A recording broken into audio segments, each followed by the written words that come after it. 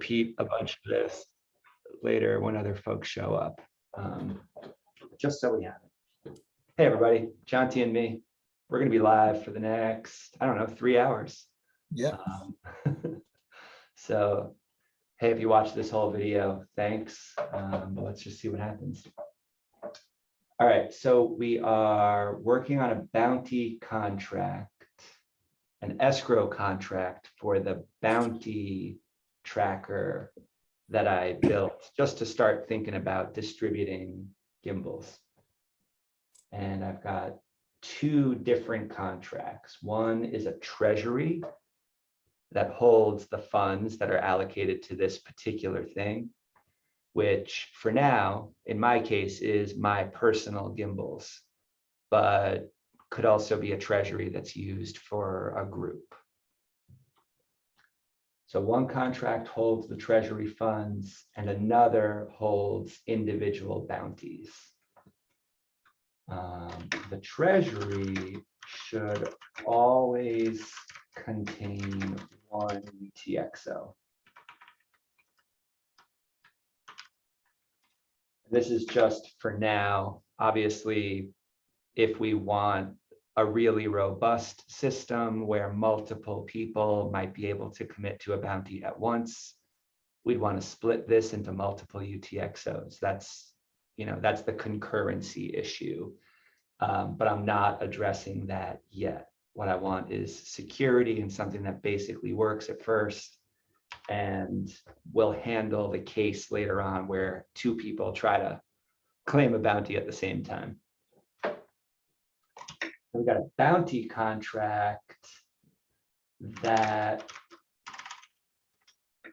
contains 1 UTXO for each bounty.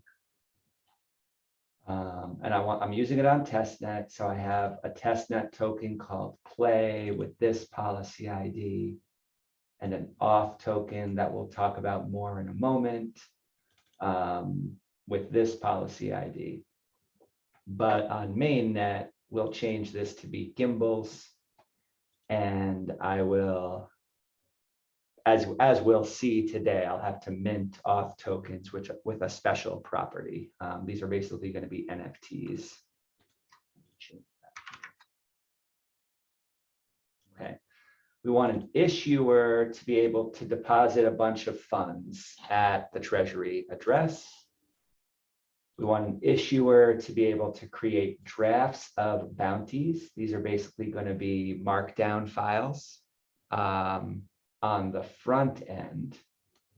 And those markdown files have a whole bunch of metadata in them, which is going to be used to populate the datum when we create an actual bounty UTXO. And so the idea is that a contributor, anybody who wants to say, hey, I'm going to go work on that bounty, will be able to do so by working on our front end, selecting a bounty, and that's going to create a transaction that unlocks some funds from the treasury and locks them in a new bounty UTXO with the appropriate datum. And for now, this is an MVP solution, but this is definitely something that PPBL developers and anybody on the tokenomics technical team might choose to tackle. For now, this is just going to be a good faith bounty where it's still up to the original issuer to sign off that a bounty was completed. Right, so that the issuer is still going to have full power over the treasury, and we are not yet protecting for bad behavior from the person issuing the bounty. Okay, so for now, this is me. And so, right, if Jonty, if you or Piotr does a bounty, you're basically trusting me that I'm going to say, okay, that's done, and I'm going to unlock it. Right, which is, we can call that good faith. And if I acted in bad faith, it would ruin my reputation, and you probably wouldn't want to do this again. But there's nothing in the contract to stop me from doing that. And that's right, that's just later on. And as a design pattern, I think I like this approach, right? Assume trust at first and then build in protections against it later on. Does that seem like an okay, like general principle? Yeah, yeah, that seems reasonable. In terms of unlocking the bounty, the issue in the future may be interacting with the claimant, and they can together confirm possible, I don't know, maybe sign together or some other ways to make the game more deterministic. Yeah, yeah, something, right. And this is such an interesting problem to tackle. How, what serves as evidence, right? What can serve as unlocking evidence that a bounty has been completed? We can think Yes. about multi-sig solutions and how different people might sign off, or Mm-hmm. maybe Oh, 3 people run a treasury, and as long as at least one of them says it's good enough, or any number out of n. yeah. But we start with good faith. We start from places of high trust. And this, I think about, for example, like the Hydra paper all the time when I think about this, right? The idea being, at a small enough scale, trust doesn't necessarily have to come from the blockchain protocol. Yeah. And like they reference family in that paper. Like, I hope I never need a blockchain to make my son trust me. Yeah. So we all have people who, the trust is more valuable than anything the blockchain may or may not verify. And so in those relationships, we can work with good faith, and we can also live the efficiency and the benefit of having trusting relationships. Yeah. So we want these interactions. And so these are just going through here, and this is already pushed up, and it's maybe not as beautiful as it could be. We could look at this on the GitLab website as well. But the first thing we got to do is, after compiling and building both of these addresses, we first can lock some funds at the treasury address. This requires a basic datum. And let's start looking at that. So the treasury contract is here. And it takes as datum what I'm calling withdrawal datum for now, which looks like this. This could maybe keep a count of how many bounties, and that could be incremented each time. It could take a key, that might belong to an issuer. I left this here as a placeholder, just so people didn't have to struggle with just getting some code in here if they want to use datum. But the truth is, I'm not actually using this datum for anything yet. Okay. It's here as a placeholder, but there's no logic that refers to this datum right here. There certainly could be later. But for now, right, we just assume that. And so there's a format called treasury withdrawal datum. It's going to look like this. Takes an int and a byte string. This is a public key hash. And this corresponds int and public key hash to what you see in the data type right here.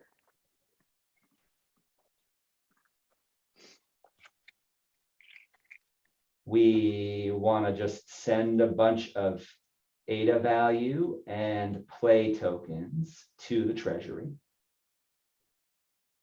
Change goes back to some sender. So in this case, you're seeing play tokens here, going back to the sender, which is just the wallet that I have, right? So one approach, eventually, once we fully trust this contract to work and to not be exploitable, I could put all of my gimbals into the contract. But for now, as you see, I'm just putting like 400 play tokens at a time, just so I can test different iterations of this thing.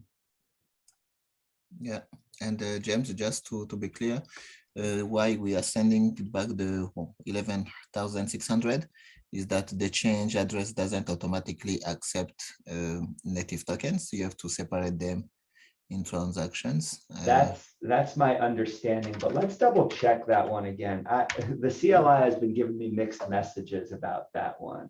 Yeah. Yeah, because I always tried and it refused. It's only when I put it in a separate transaction that it works.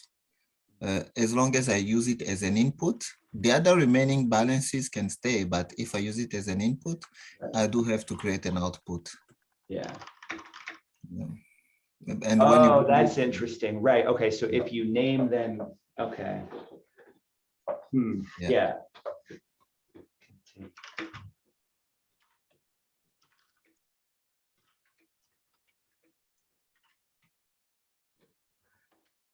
So we'll do this in just a second, but just to then show you the rest of the flow. Okay, so this now ensures that there's some funds locked in the treasury. So then we go and we say, okay, we want to unlock from the treasury and send to the bounty contract. And I got to clean up these notes a little bit, but let's just look at the transaction for just a minute. We grab a treasury TX in, right? That's the UTXO from the treasury address. And because that's a contract, we got to include the Plutus script, the appropriate datum, and a redeemer. We take a TX in from the person who we're calling the contributor, who says, I want to work on that bounty. And then we take collateral from the same person. Now, we'll talk about what we expect from the contributor in just a moment, but first look at this output. So then we send to the bounty address the Lovelaces and the play tokens that are going to be specified in this particular bounty.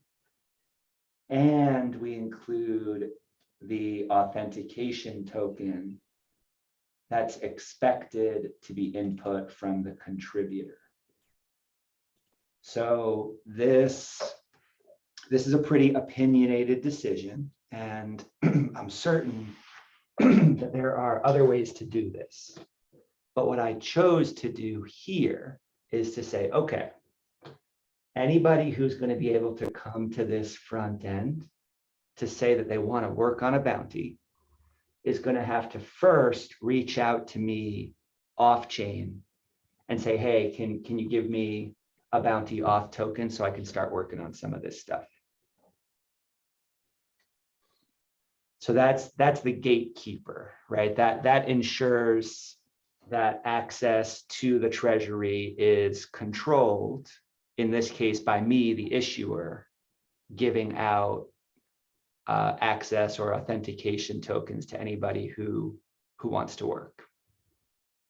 And the reason I'm doing this is not because I intend to be, I don't intend to withhold these from anybody who asks, but I do want to be able, I want two things. One, if somebody does act in bad faith, I want to be able to revoke their access. And by making this an NFT, I think we can do that.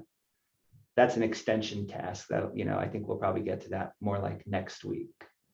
But I have that part in my mind, and this idea of revocation lists is a key part of self-sovereign identity that I want to just play with this idea here. The other thing this auth token is going to do is it's going to be sent to the bounty contract, as you see right here, which means that anybody who is contributing to bounties and gets one access token is only going to be able to work on one bounty at a time. So there's no way for somebody to come along and say, oh, I'm going to claim this, and this, and prevent everybody else from getting it. Now you have to pick one. You work on that. When you finish it, you get your auth token back and you can work on another one. Questions so far? How would a revocation work? You take it back, or you just make it go away. Yeah, check it out. Okay, I haven't built it yet, so this is speculation right now, but here's how I'm thinking about it. So here's the treasury contract. And the treasury contract is parameterized. And we can identify the token that we're going to use to pay bounties. So B here is for bounty. Right. So in this case, I'm saying that the play token with currency symbol, this one, CEF5B, okay, that's going to be the token that is used to pay bounties. But when it comes to identifying the auth token, I'm not looking at the name of it. I'm only looking at the currency symbol. Okay, so here, both the name and the policy ID have to match.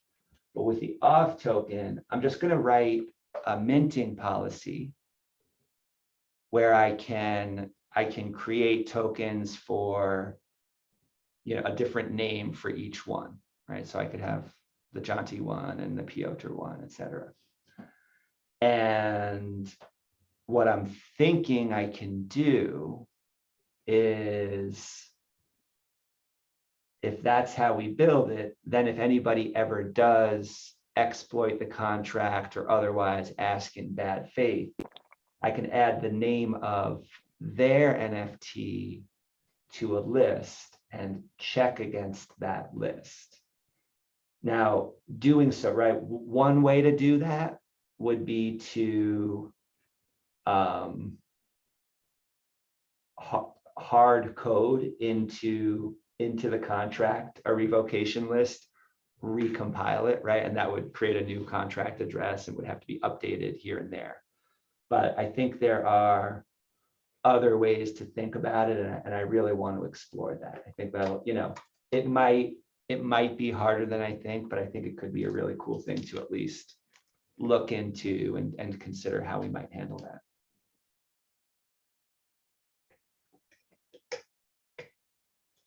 So we have a placeholder and a question to guide future development.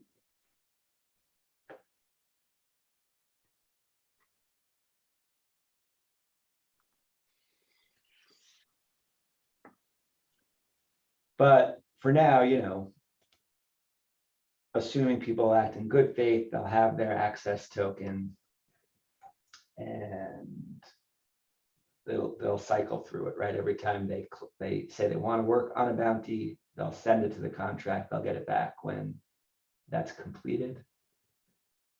We have to send the change back to the treasury. And so we can look at the contract in just a second. We send some change back to the contributor. This looked like this just because when I was playing with this earlier today, this contributor already had some play tokens in the input UTXO that included the auth token. So rather than splitting that, I just made sure to send those back.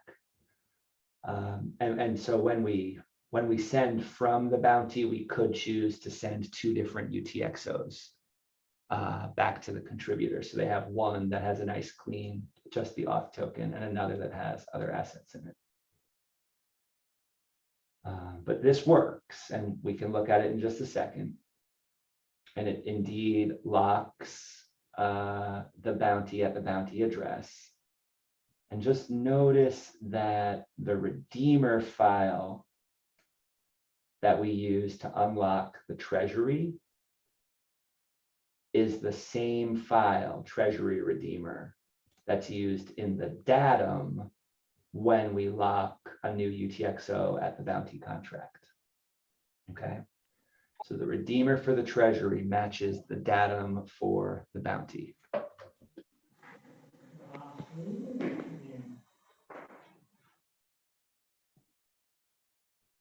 I haven't implemented at the bounty contract anything with time yet.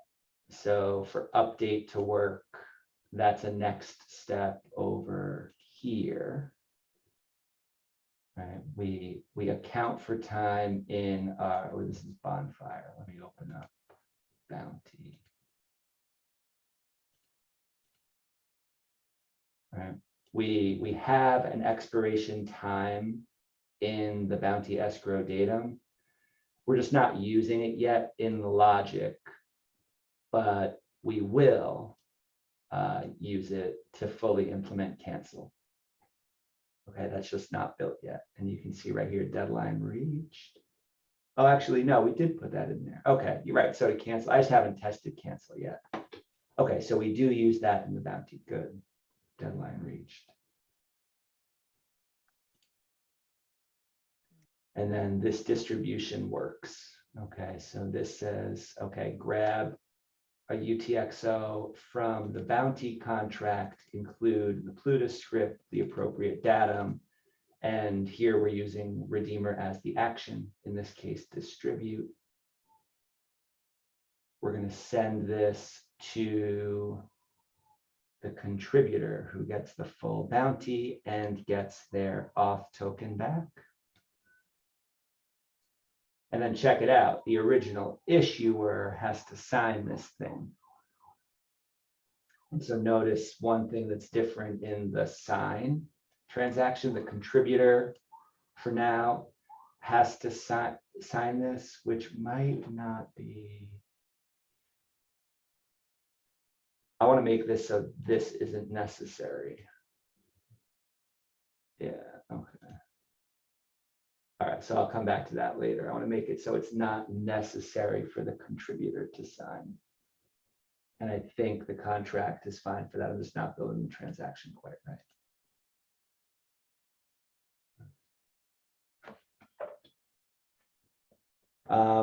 How'd that sound? What questions do you guys have so far? Just on the beginning where you talked about the redeemer in the first place, on top for the transaction sending, that one where you said basically they're similar. Okay, yes. So there is a script which is involved. Basically, this is locking funds to the treasury address. Right. So the one where we lock funds to the treasury, that's like this. And to lock funds at the treasury, all we have to do is include the appropriate data. Hash. So the other transaction is to do what again? Can you just quickly, maybe I missed this step. This is the critical, this is the most interesting transaction. Yeah. And this is the one that's using two contracts. That's the critical thing about this one. This one is unlocking funds from the treasury. Yes. That's why it needs the treasury script, datum, and redeemer. Nice. And after it unlocks funds from the treasury, it's sending them out to the bounty contract. Yes. And that's where we put back the datum. And put back the balance back to the treasury. Right. Nice, good. And that's where the datum embedded file is again required. Right, the same datum embed every time, right? And this could be incremented later. There's stuff, right? I have a placeholder here, optional, right? This is not necessary, but I have a placeholder here where, for example, we could just increment the bounty count by 1 every time. Perfect. You know, that's an option. I'm not using it yet, but it's nice that it's there. Good, good, good. And the critical thing to notice is, look, I'm using the same file for the datum embed that goes out to the bounty and for the redeemer that's unlocking from the treasury. Mm-hmm. All right, so check it out. If I look at the treasury contract, there's a data type called bounty details. And that's used as the redeemer details in the treasury. In the escrow contract, I have bounty escrow datum that has exactly the same fields in exactly the same order and is used by the datum at the bounty. Perfect. And this works. There's no problem. I get no complaints from anything by just using the same JSON file, right? It has a different name here, that's fine. Now, Jonty, what I haven't done yet, and there was some great stuff in the week 7 Plutus Pioneers, and I think I put a link to it down here. Yeah, so here's a big thing that is not yet done.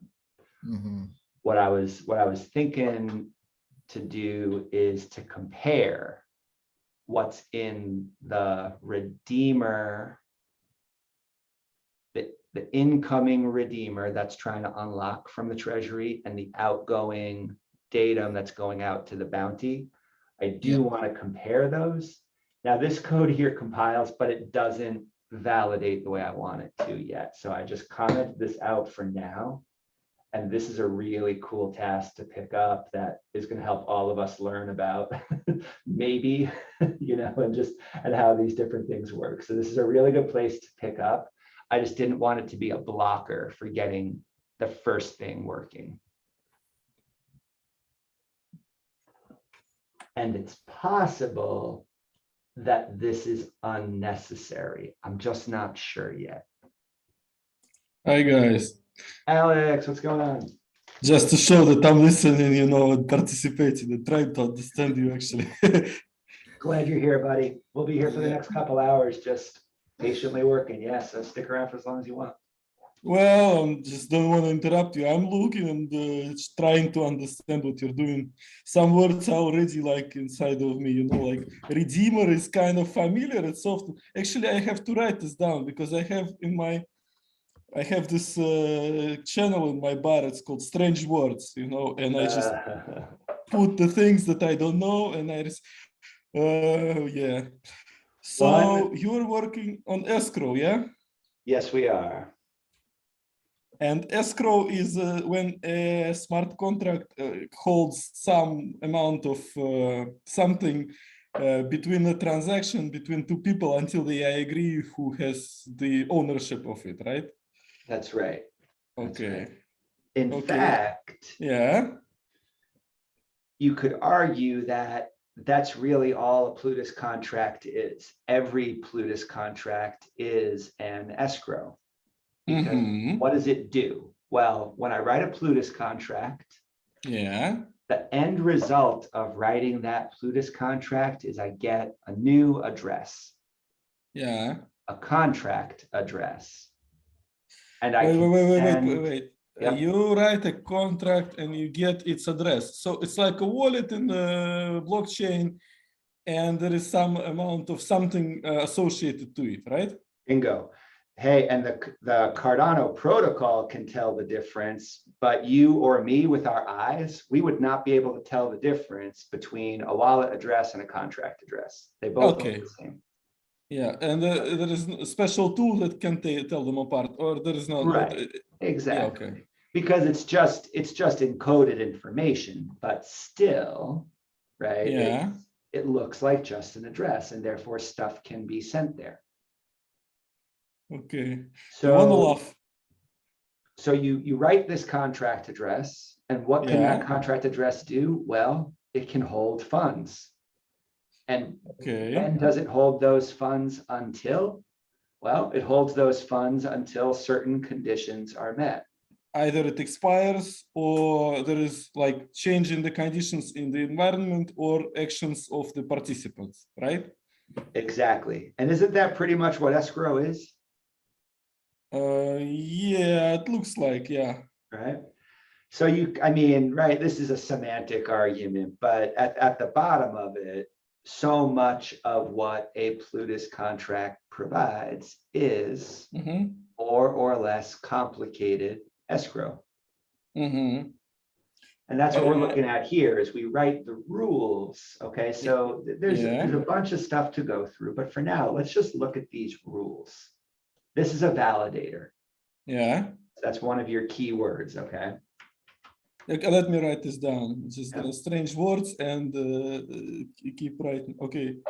Okay. And so the pattern here, and this is you know what it's like to develop expertise and how you start seeing patterns, right? So the pattern of any validator, we've got a validator, right? That takes a parameter, although the parameter is optional. Okay. And this syntax that you are inputting is Haskell. I've seen it in the book. This double dots is like Haskell thing. That's right. Okay, so Okay. the double dots is called tells you that you're writing a signature. You're writing the expectations for how a function takes inputs and delivers an output. Okay. Parameter, datum, redeemer.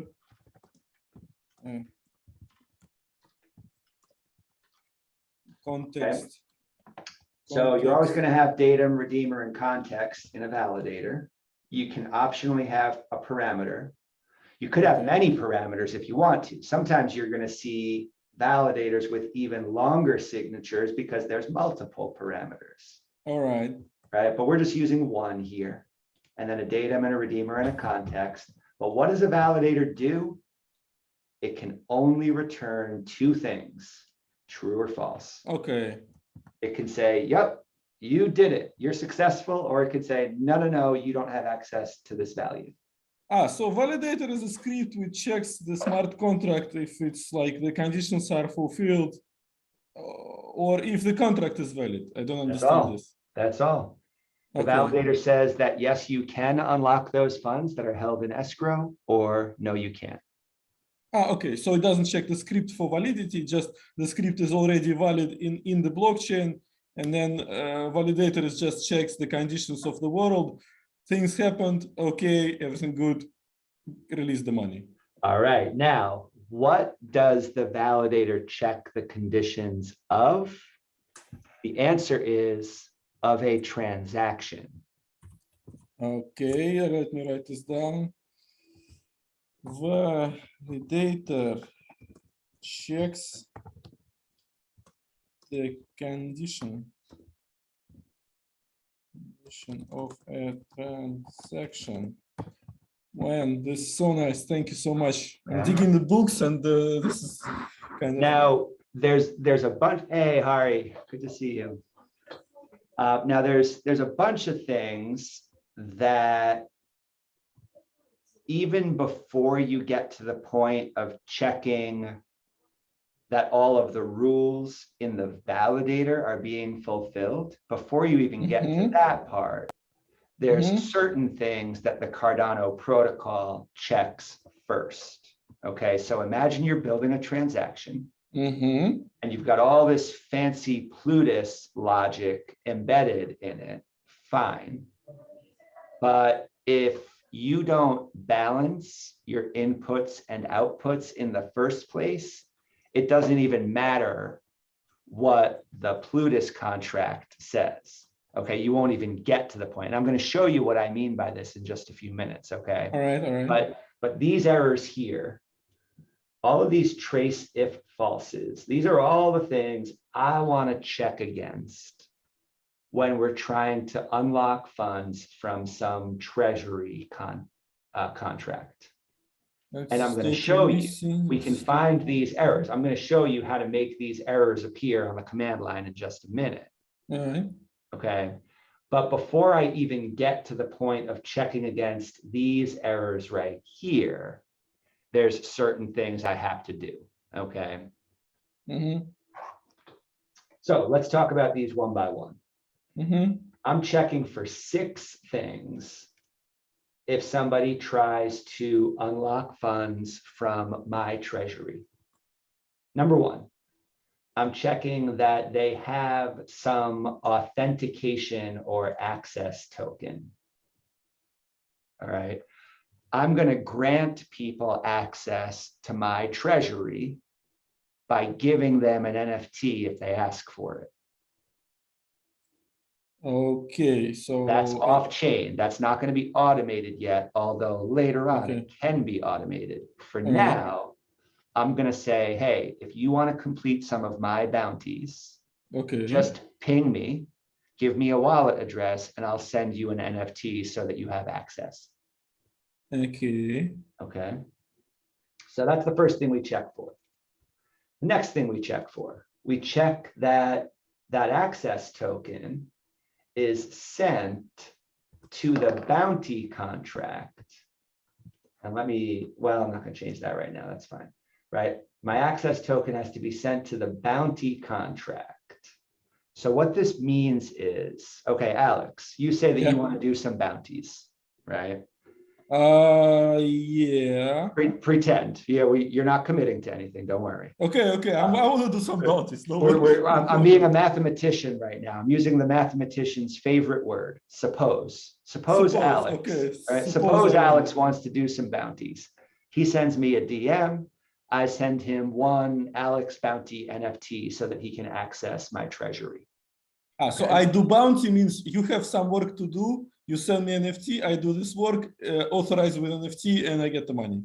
Yeah, bingo. Let me check my assumptions here. Here's what I want to do. I want to show you the front end that we're building towards here. Okay, that'd be fun. This is just for context. Okay. Do you mind if I take screenshots, man? Oh, we're recording too. Take screenshots as much as you want, and just know that we're recording this whole thing. This will all be public. Okay, super nice, man. Because this I cannot type the speed. Yeah, no. You'll get this recording, and you can review it as much as you want. Okay. Okay. All right. So here's the proof of concept that I built. This is not yet hooked up to any contracts, although it is pulling some on-chain data down here. Okay. Here's the idea. I can post things that I want to request that people do. I can put a bounty with gimbals and ADA on each of them. And if people come along and they see something they want to do and the price is right, they can say, hey, I'll do that one. So it's like on GitHub, there is actions and there is like this project thing on GitHub where you have issues open, like a Kanban board, yeah? Right. And this can be the same, yeah? Bingo. Oh, nice, Bingo. man. And think about it, right? I'm trying to make like the simplest possible implementation of this right now. But once the simple version is built, people can pick this up. And yeah, if somebody wants to make this fancier and put in some whatever, like Trello board animation, make these cards draggable and stuff, whatever, the sky's the limit, right? I'm just trying to do step one right here. I understand. This is like the most logic thing to do. Yeah, I can click through to any of these. I can see details. I can scroll through them like this, right? So we got a system. And then for now, all I did so far is I have this send payment screen where I can enter the address of somebody. I can select a bounty from the list that populates some metadata, and I can type this in. But it's not, there's no contract ensuring that I do this properly. So that's what we're building right now. What I want to do is make it possible for people to use my contract to press a button that says, commit to bounty. I want a contributor to say, I commit to that, which will then lock up this many gimbals and this much ADA at the smart contract. And where, when I see that work is complete, I can unlock that bounty and it gets sent to the person who initially committed. Okay, that's not okay. I understand how this is usable in a lot of situations. Really, like that's a nice thing to have to be. For example, hi James. Harry, what's up? Yeah, I have a doubt. Like, suppose we have like different bounties. So how can you differentiate it in on-chain? Like, suppose I store some James, you send some amount to that contract for our first bounty, and there are like say 5 bounties are there. Is there any way to separate them, like any structure or anything like that? Well, I think I understand your question. So let me try to answer it, but tell me if I'm not getting it right. Okay, so check it out. There's a few different ways that we're going to classify our work here. Okay. So now that you've kind of seen, okay, there's going to be a bunch of bounties on a website. We want people to be able to start working on them. Let me go back. This probably looks overwhelming at first, but my goal today is to help you understand the transaction that we're building right here. And then I want to start implementing this transaction on our front end. But first, we got to understand what's going on. So basically, what's going to happen is we've got 2 separate contracts. One is a treasury that holds all of the funds that I'm using in bounties. The other contract, right? So you can see here's another validator with different parameter, different datum, different redeemer, different context, different rules, and a whole bunch of logic, right? So you see, hopefully you see the design pattern. Alex, you see this, right? Between one contract and another, you can see the similarity. Yeah, I see that you have like, but there's like no update and distribute in this one, and there is like update and distribute in Oh, another good. one. We'll get to that part in just a Okay. minute, okay? But basically, I have two different contracts right here. One that serves as my treasury that holds all of my funds, and the other that's going to hold bounties for each task. And here's some notes right here, just to be really clear. Where did I put these notes? I think they're at the top of this page. Where can I find this code?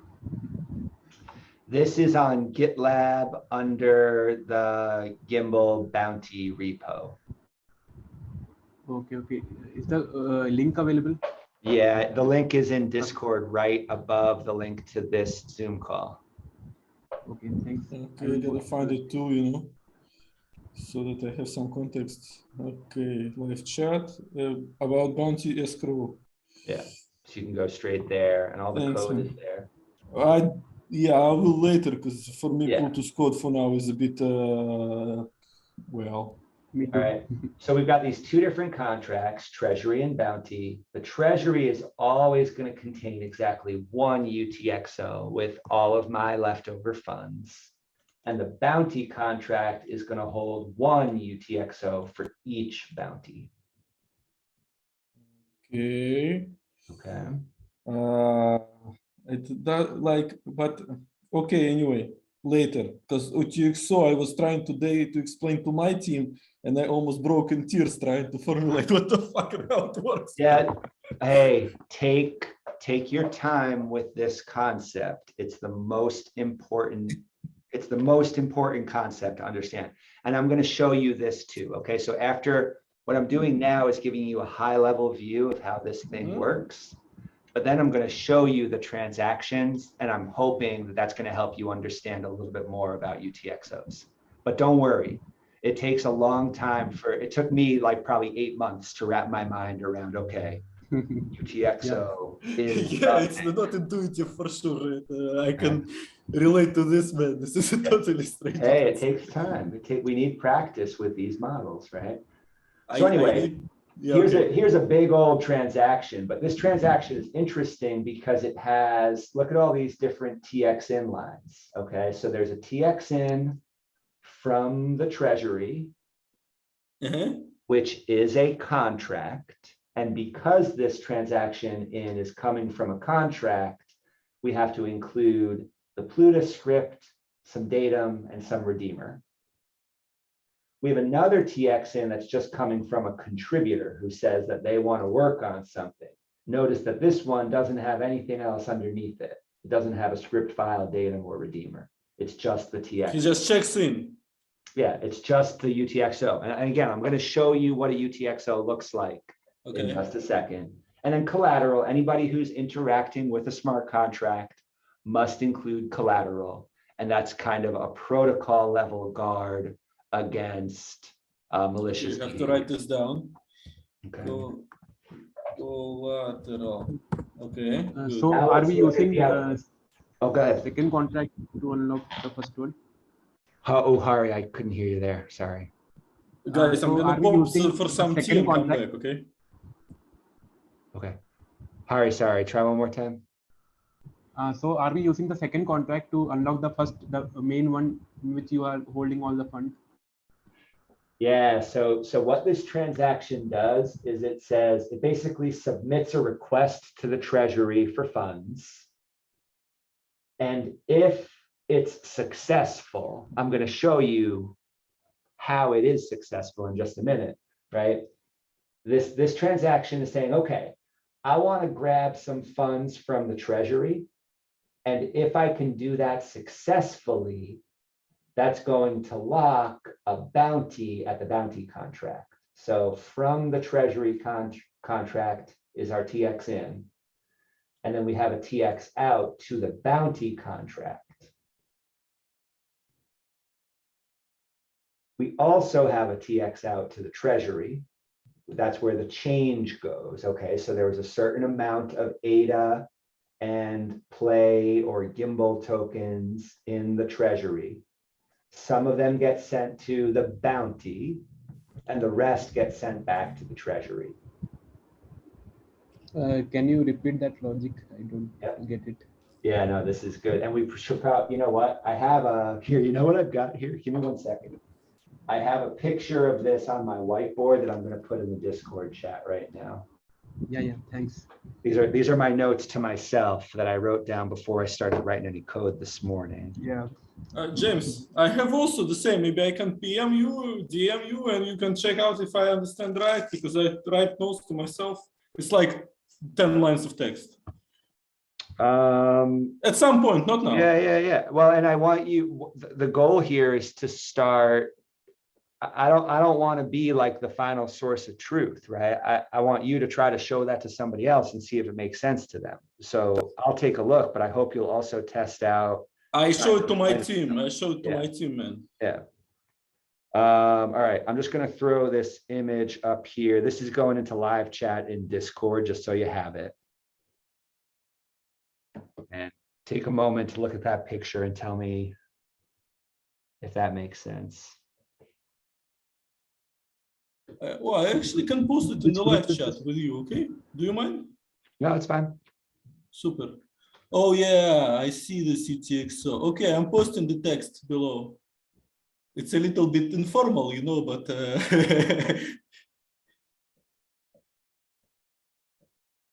Hey, which group you guys are using? Like where you put it? Hari, say that one more time. Which group you are using?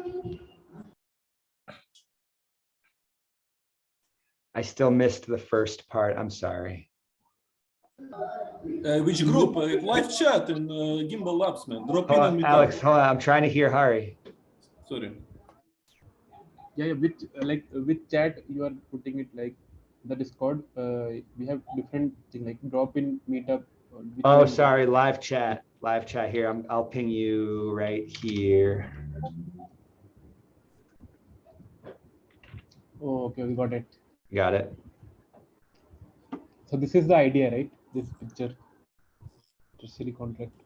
Yeah, this image shows my idea, right? We have a treasury contract holding one UTXO, and an issuer can deposit into that. Then a contributor who wants to claim a bounty can start to build a transaction, okay, which is going to pull from the treasury contract and from the contributor. And if it's successful, the output is going to place a new UTXO at the bounty contract.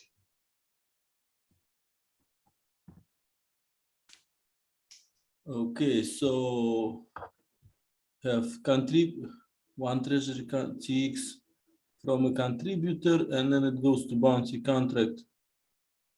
Wow.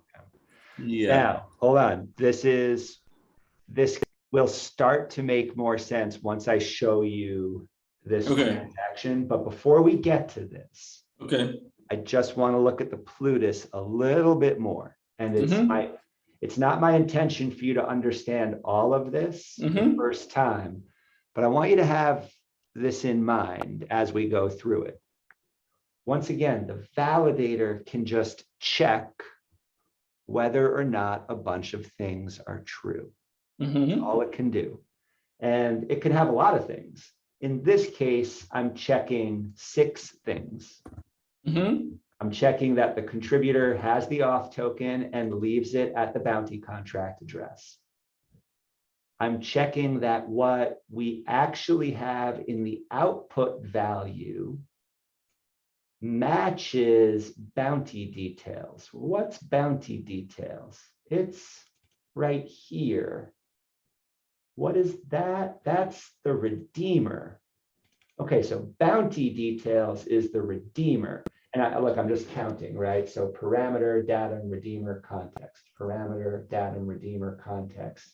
And then I can look right here, parameter, datum, redeemer, context, parameter, datum, redeemer, context, okay? And you So don't have to repeat this, huh? That's nice, huh? Right? So Yeah. I pull this in, okay. In my logic down here, you're going to see the word details in a few different spots. Where did details come from? Oh, from right here. Mhm. What was details? Well, I count the parameters here. It's the 1, 2, third parameter. 1, 2, 3. Oh, that's bounty details. Okay. So bounty details is serving as my redeemer. I call it details in my logic down here. Mhm. And so what I'm doing is I want to check that the value to the bounty contract matches what I'm saying in the bounty details. Well, shoot, what was bounty details? Here it is. It's a data type defined here. And bounty Okay. details consists of 5, right? If you're familiar with JSON, these look like key value pairs. Yeah, it's like a dictionary in Python, something like this. There you But go. It's like a JSON, yeah. dictionary in Python. Very good. Yeah, Okay. thanks. So bounty details are going to have the public key hash of the issuer, that of the contributor, some amount of Lovelace, some amount of tokens, and an expiration date. Mhm. Okay. And so I'm going to be able to look at these things and compare what my transaction is trying to output to these bounty details. And they have to match in order for this transaction to be successful. Then I got to check that people aren't exploiting my treasury and taking all the funds from it. So I already have an auth token. That's one guard, but I have another guard here. I want to make sure that the treasury gets all of its Lovelaces back that aren't being sent to the bounty. And I want to make sure that it gets all of its gimbals or play tokens back, again, that aren't being contributed to the bounty. And then this last one, to be honest, I don't think I've yet implemented this one correctly. I don't think this actually does anything yet, but in principle, I want to guard against datum not being included on a contract UTXO. And that's a different topic that I'm gonna hold off on for just a minute. But just know that we're gonna talk about these 5 for now, and we're gonna get to this later. So let's look at how to do a few of these things. Input has auth token. Each of these are now separate functions that are included inside of my validator with a where statement. Okay, so I have a function that has a bunch of conditions. And then within that, we say where. This is kind of like, you see how it's tabbed over. I'm not using brackets like I might in JavaScript, just tabs, right? So where all of these helper functions now actually perform the logic of seeing that each of these things is true. But notice, each of these is going to be a Boolean. Input has auth token. What is its type? Boolean. Contract output has auth token. What is its type? Boolean. Same thing, check value to bounty contract. Here it is, Boolean. And treasury gets Lovelace back, same thing. Treasury gets tokens back, same thing. So at the end of the like day, chain of functions, yeah, each returns Boolean. it's a set of conditions. Each of these can either be true or false. If they're true, we validate. If they're false, we say why it didn't validate. Okay, well, let's look at a few of these. Okay, so how do I check if the input has the auth token? Well, I need to know the auth token symbol. Where do I get that from? TP. Oh, what the heck is TP? I can go up and find it. There it is. There's TP. What does TP correspond to? treasury param. Okay. What the heck is a treasury param? Keep scrolling up. Ah, there's a treasury param. Treasury param, once again, right here is a dictionary with Mhm. 4 items in it. And which one was I trying to look at down here? I was trying to look at the auth token symbol in TP. Okay. Auth token symbol is a currency symbol. Mhm. Okay, I'm looking for a certain currency symbol, which every token on Cardano, every native asset, every NFT, every token on Cardano has a unique currency symbol. All right. I shouldn't say unique. That was a little bit imprecise. Okay, so and we'll talk more about policy IDs and how those work. And you can go back to some of the earlier lectures on the Canvas course to learn more about minting. But for now, right, we just know currency symbols. Okay, so check it out. Look at this. So what I do is I say, okay, look for auth token symbol in TP. What is that? It is a currency symbol. And what I'm doing is I'm looking for that currency symbol. Check if it is an element of invals. What's invals? Ah, that's defined right here. Oh, it's a list of currency symbols, right? And so now this is the beauty of Haskell and Plutus, is that the type system is really, really good. And as long as your types match, as long as they are what they're supposed to be, things are generally going to work out, right? I'm looking for a currency symbol as an element in a list of currency symbols. That's a good thing. I can do that, right? And currency symbols you get from So to find this list of currency symbols, I used a Plutus function called symbols. okay. Let me give you a link to this in the docs. Okay. I'm going to put this in the Zoom chat. Okay, yeah. A direct link to symbols. And this is a really good thing to look at. And you know what? Here, let me switch screens for a quick moment back and forth here. So I just shared that link in the chat, but I'm gonna show it to you here too, because I want to help you understand how to read these docs. Okay, so I'm in the Plutus docs right now. Here's this function called symbols. What does symbols do? It takes a value and it gives me a list of currency symbols. That's what it does.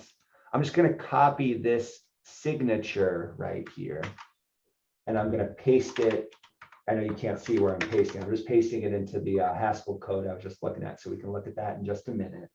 And then there's another one called value spent. Value spent. That's not in here. That's in context. I'm in ledger.value.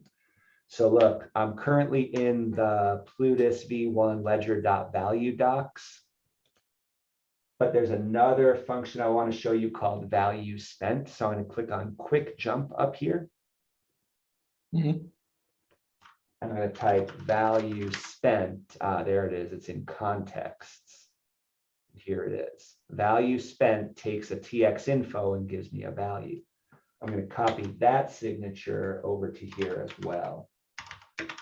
And then I'm going to switch screens back. But yeah, if there's one thing you learned today, I want you to know about quick jump in the Plutus docs, because you can look up. Search. Yeah, right. Okay, yeah, okay. I'm gonna research for any this function, and you can look at its signature. All right, let me switch. Yeah, back I seen it first time. Sorry, Like, Harry, I've seen start it. again. I just seen it for first time, like quick jump. Oh, nice, find it. good, good. Hey, then today was successful. Nice. I'm gonna All right, remember check it this out. one. These are the two functions I was just looking at. Yeah. Symbols takes a value and gives me a currency symbol. And that's exactly what I'm using right here. I'm writing a new function called invals, right? My input vals. And what is invals? Invals is a list of currency symbols. And how do I get that list of currency symbols? I run this function, symbols on value spent info. Well, what the heck is value spent info? That better be a value. And check it out. Value spent info. Here's value spent. We were just looking at that in the documentation. What does value spent do? It takes a TX info and it gives me a value. And that's exactly what I wanted to use in symbols. And that's why I can. So value spent takes a transaction and returns which currency was used by this transaction, right? Value spent takes a TX info and returns a value.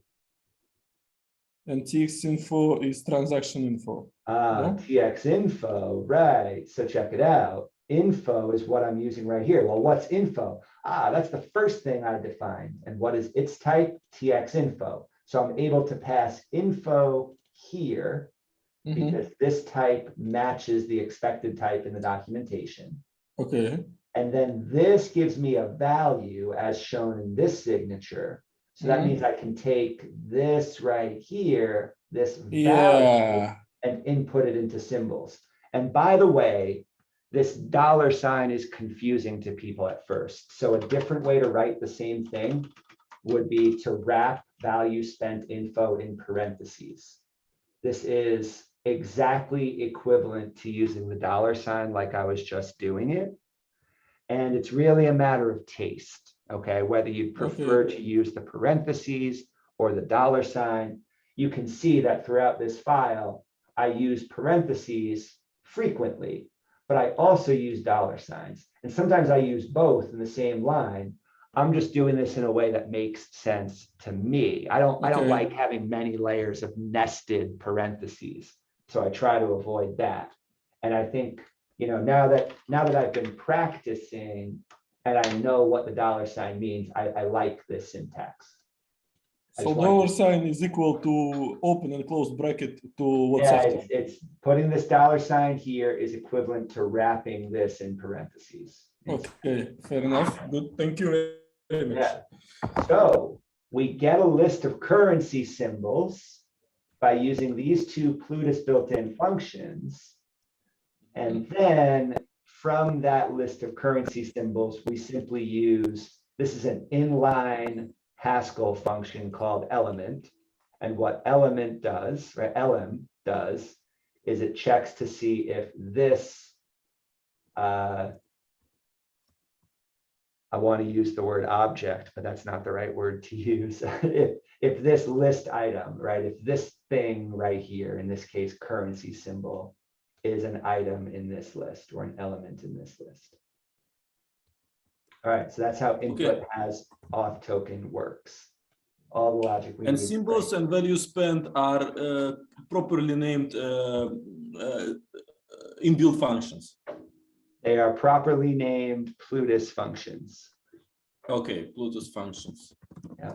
And you can see the documentation for both of those. I just put in the chat the link directly to symbols, and then you can use quick jump to look at documentation for value spent. Yeah. So like in this contract, we are holding all the like amount, right? All the stake. Is it?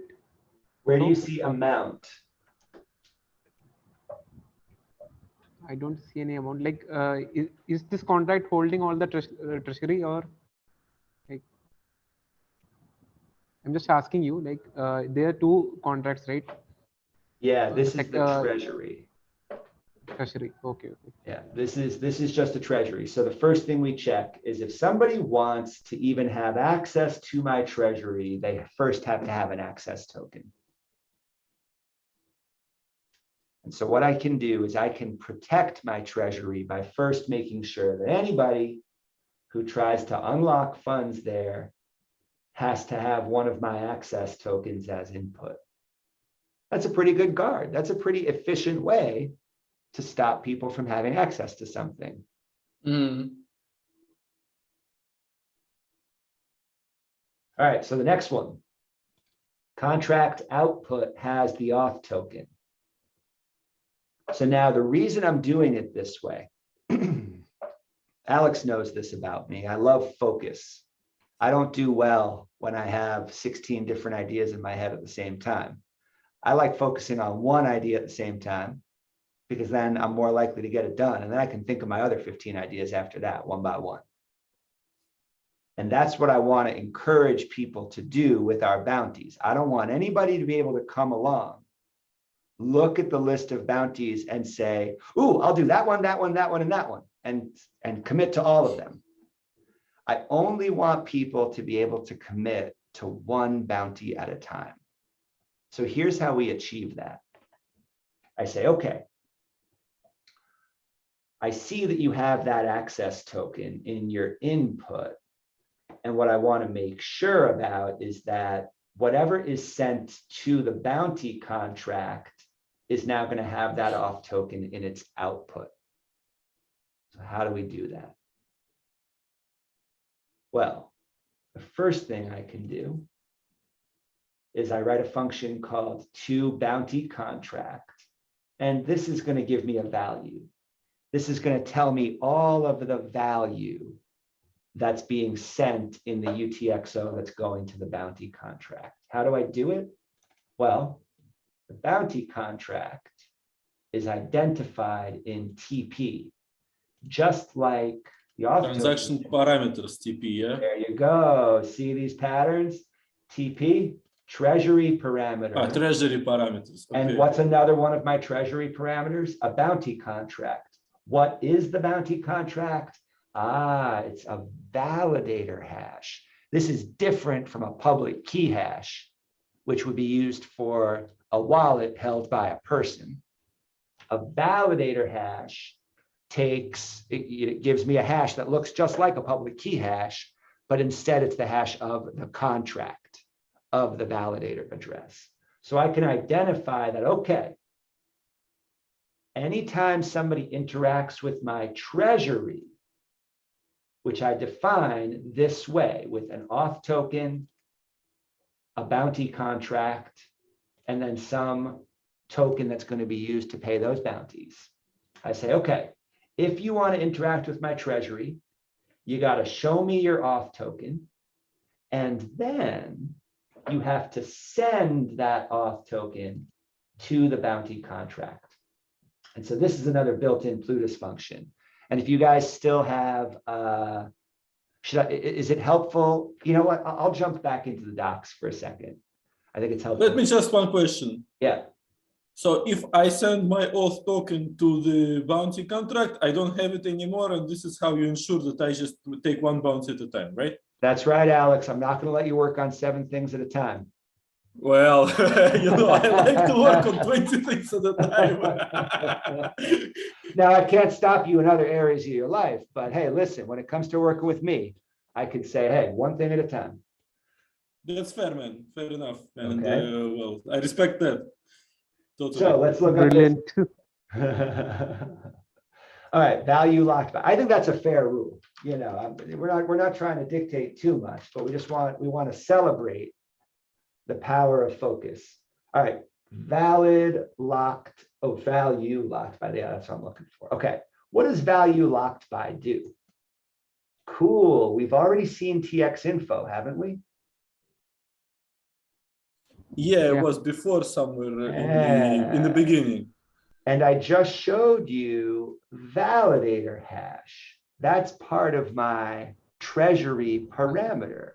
So the function value locked by, it takes that TX info, which we've already grabbed, that's called info in our contract. And then it takes some validator hash, which identifies another contract. This is one of the secrets to building a real Plutus dApp, is that it's usually going to consist of more than one contract. And so something like this allows us to get different contracts working with each other. Okay, so second contract will be deployed first, right? Then we need to provide the hash to the second contract here. That's right. The second contract is my bounty contract, where I'm actually going to hold individual bounties that developers commit to. Okay, and so when I talk about the validator hash in my treasury parameter, what I'm using is the validator hash from my bounty contract. And I'll show you that in just a minute. And James, this function looks at the value being locked or already locked, which is being locked by the transaction, right? Very good. It's the value locked by this validator. Okay, in that. Oh, sorry, by this transaction. Yeah. So we're only talking about outputs from This the transaction that we're trying to validate right now, not the whole contract. Perfect. Now, one more thing, let's look at value for just a second, because we're using this word value, but just like UTXOs, it's really important to understand what value is. And in the Canvas course, Piotr has an excellent video where he goes through this a little bit more, okay? But here's what value is. Value is a map, all right? It's a map of maps. This maps currency symbols to a whole bunch of token names and their quantities, okay? And it's actually even more than that. If we look at these docs don't tell the full story. Okay, I don't want to overdo it focusing on value right now. But what I want to emphasize is that, switching back to my code here.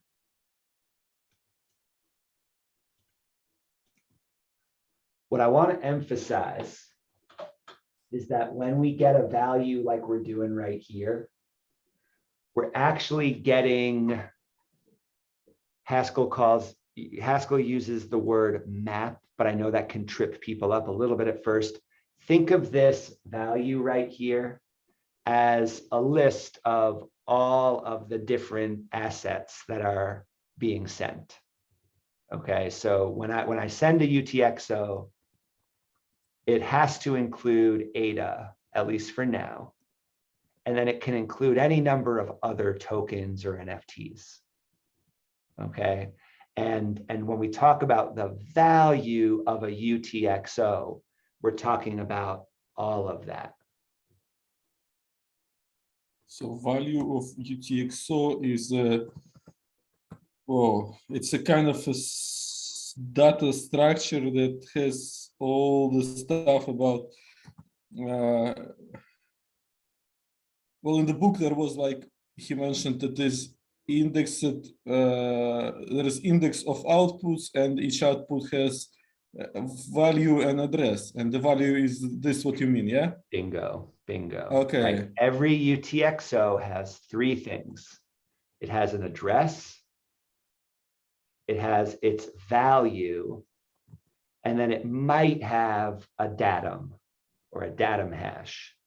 Is it like message, yeah, you send with the transaction? That can be some information, and that too, we're getting there. We're really making progress, and by the time I show you this on the command line, I think you might have some big aha moments today. This is really good where we're going right now.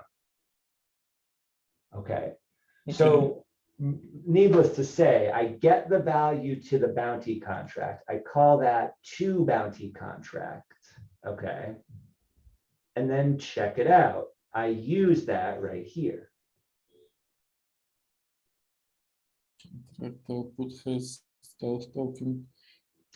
And once again, I use this symbols function. What does symbols do? Symbols takes a value. That's exactly what to bounty contract is. So what do we feed to symbols? We feed it a value. What does it give us? It gives us a list of all the currency symbols in that value. And then I simply say, hey, is that auth token symbol from our token params, just like defined right here, is that an element of the list of symbols that are being sent out to the bounty contract? So this is how we make sure that when somebody commits to a bounty, They have to leave their access token behind at the bounty address. Now, here's an interesting note. Notice that I'm only looking at the auth token symbol. I'm not looking at the token name. And the reason I did this is that when I start making these auth tokens for mainnet, I'm going to have a single policy ID, a single currency symbol, but I'm going to give each token a different name. I'm going to give Alex the Alex NFT, and Hari the Hari NFT, and Jonty the Jonty NFT. And that's just going to allow me to see a quick look. Oh, who claimed each of those bounties? It's going to be on chain. It's going to be identifiable by the NFT that I gave to the person who wants to contribute. Okay. So I'm not checking name here. I'm just checking that the symbol matches. Now, where's a case where I do want to check the token name? Check it out. I've got another function moving down the list. Check the value to the bounty contract. So I checked for the auth token. Now I want to check what value is being sent to the bounty. Now, once again, I can use to bounty contract. I'm using it here and here. And this is a Boolean, but it's a complex statement. I have one condition on line 98. And here's my logical operator.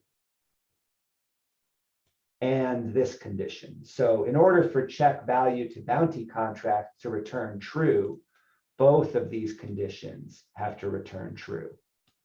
And we could see this logical operator up here as well, right? In my validator, I'm saying, hey, this, and this, all of them have to return true. So what am I checking? Okay, well, I know about to bounty contract, it's a value, right?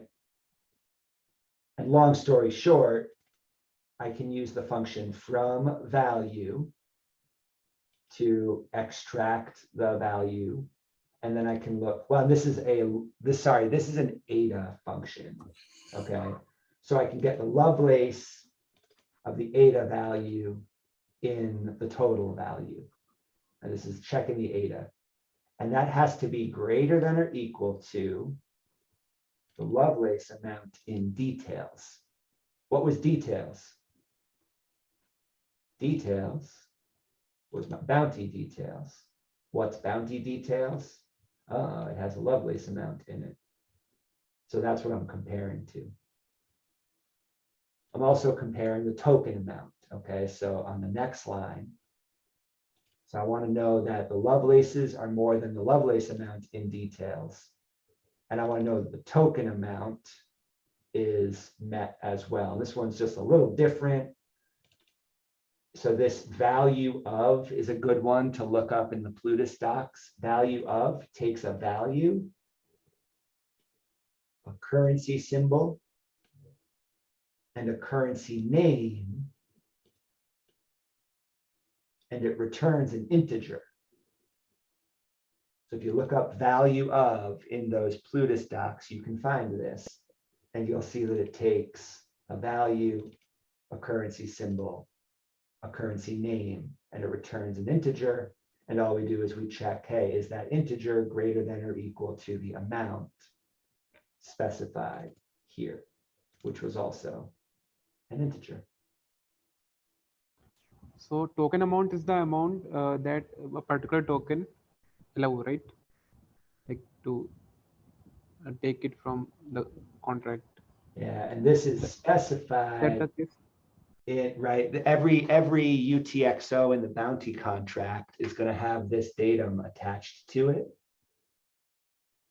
And we're going to be able to build this datum in our front end. Okay, so when we construct a transaction in our front end, we're going to be able to grab all this information and populate it the right way. So what you're saying is like on the website, there's like 5 data points generated and they just come into this script. and the script processes everything else, and everything else is done inside here, yeah? Say it one more time. I think you're really close. So what you're saying is this script is a set of functions which in the top has like n outputs, like five inputs, which come from web interface from front end.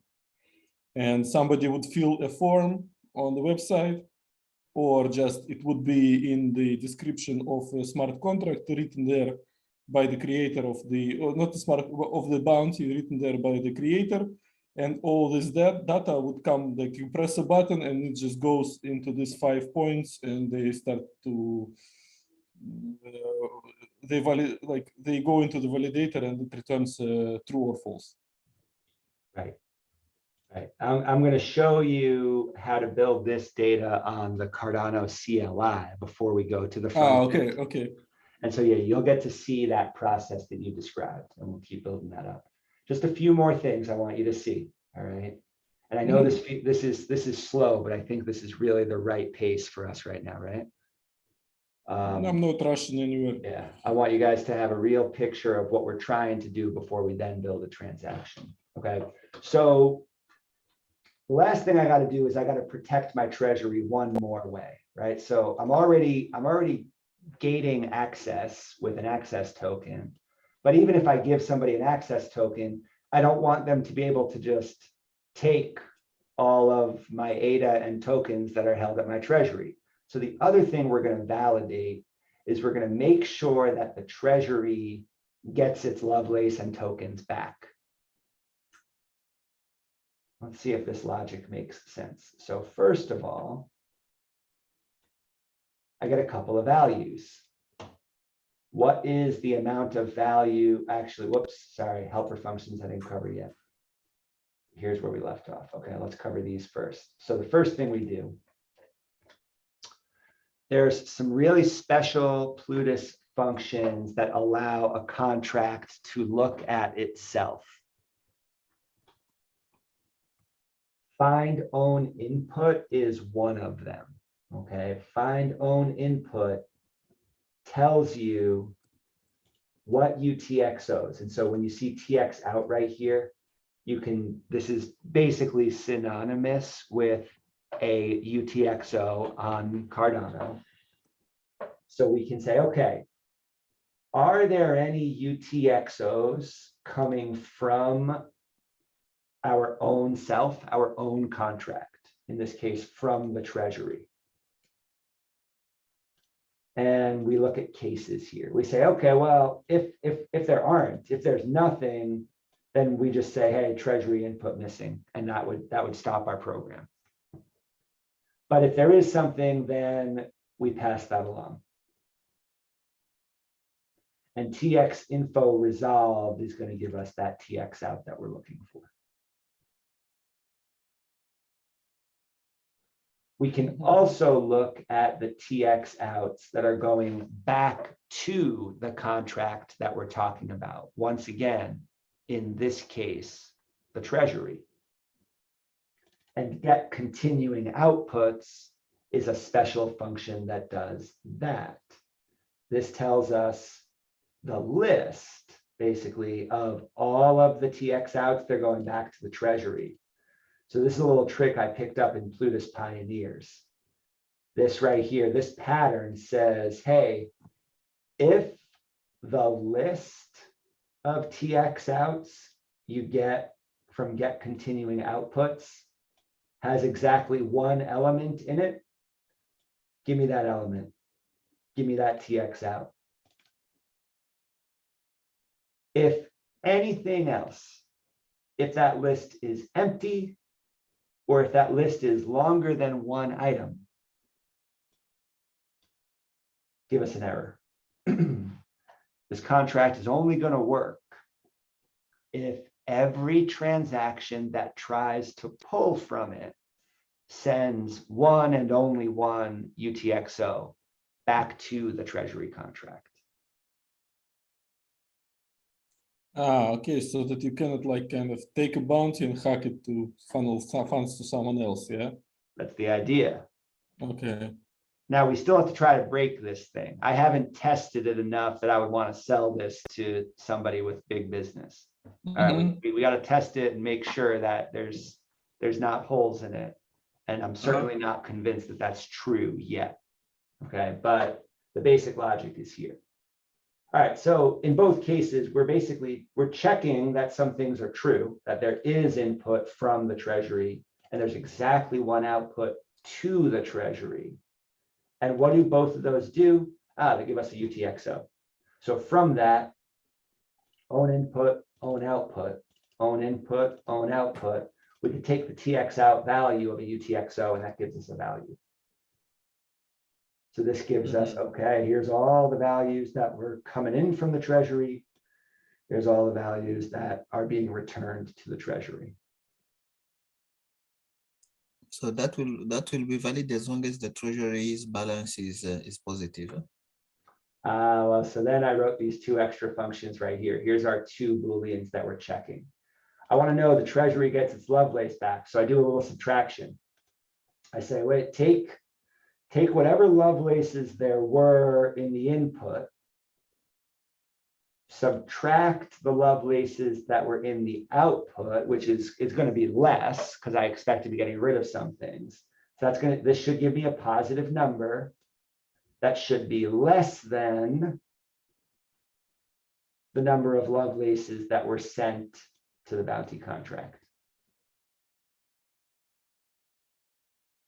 Less than or equal to, I mean, it should be equal. I'm using a less than or equal to just in case, for example, there might be a case where like the issuer wants to throw a few extra ADA or gimbals in there. So we're making that possible. But if you think about it, right, where's the only place that the treasury Lovelaces should go? They should be going to the bounty. And so the difference between what came in and what goes out should be equal to what went to the bounty. And then same thing with the token. So we say, okay, we're using value of kind of like we did up here, right? Except we're doing it with the treasury input value instead of the bounty contract. And we're saying, okay, get the number of gimbals there were, subtract the number of gimbals that there are now, and once again, make sure that that's less than or equal to the number that was sent to the bounty contract. So if I try to skim any Lovelaces or gimbals off the top, this won't validate.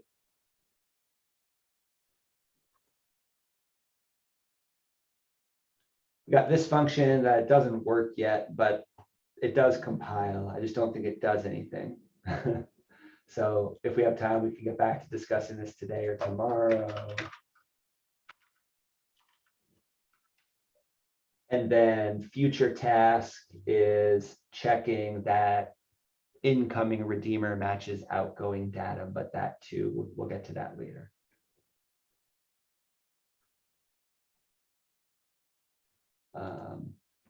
I'm going to take a quick break too and be right back. I see Alex is taking 5. I'll be back in like 2. I'm back actually, but I'm gonna be gone for dinner.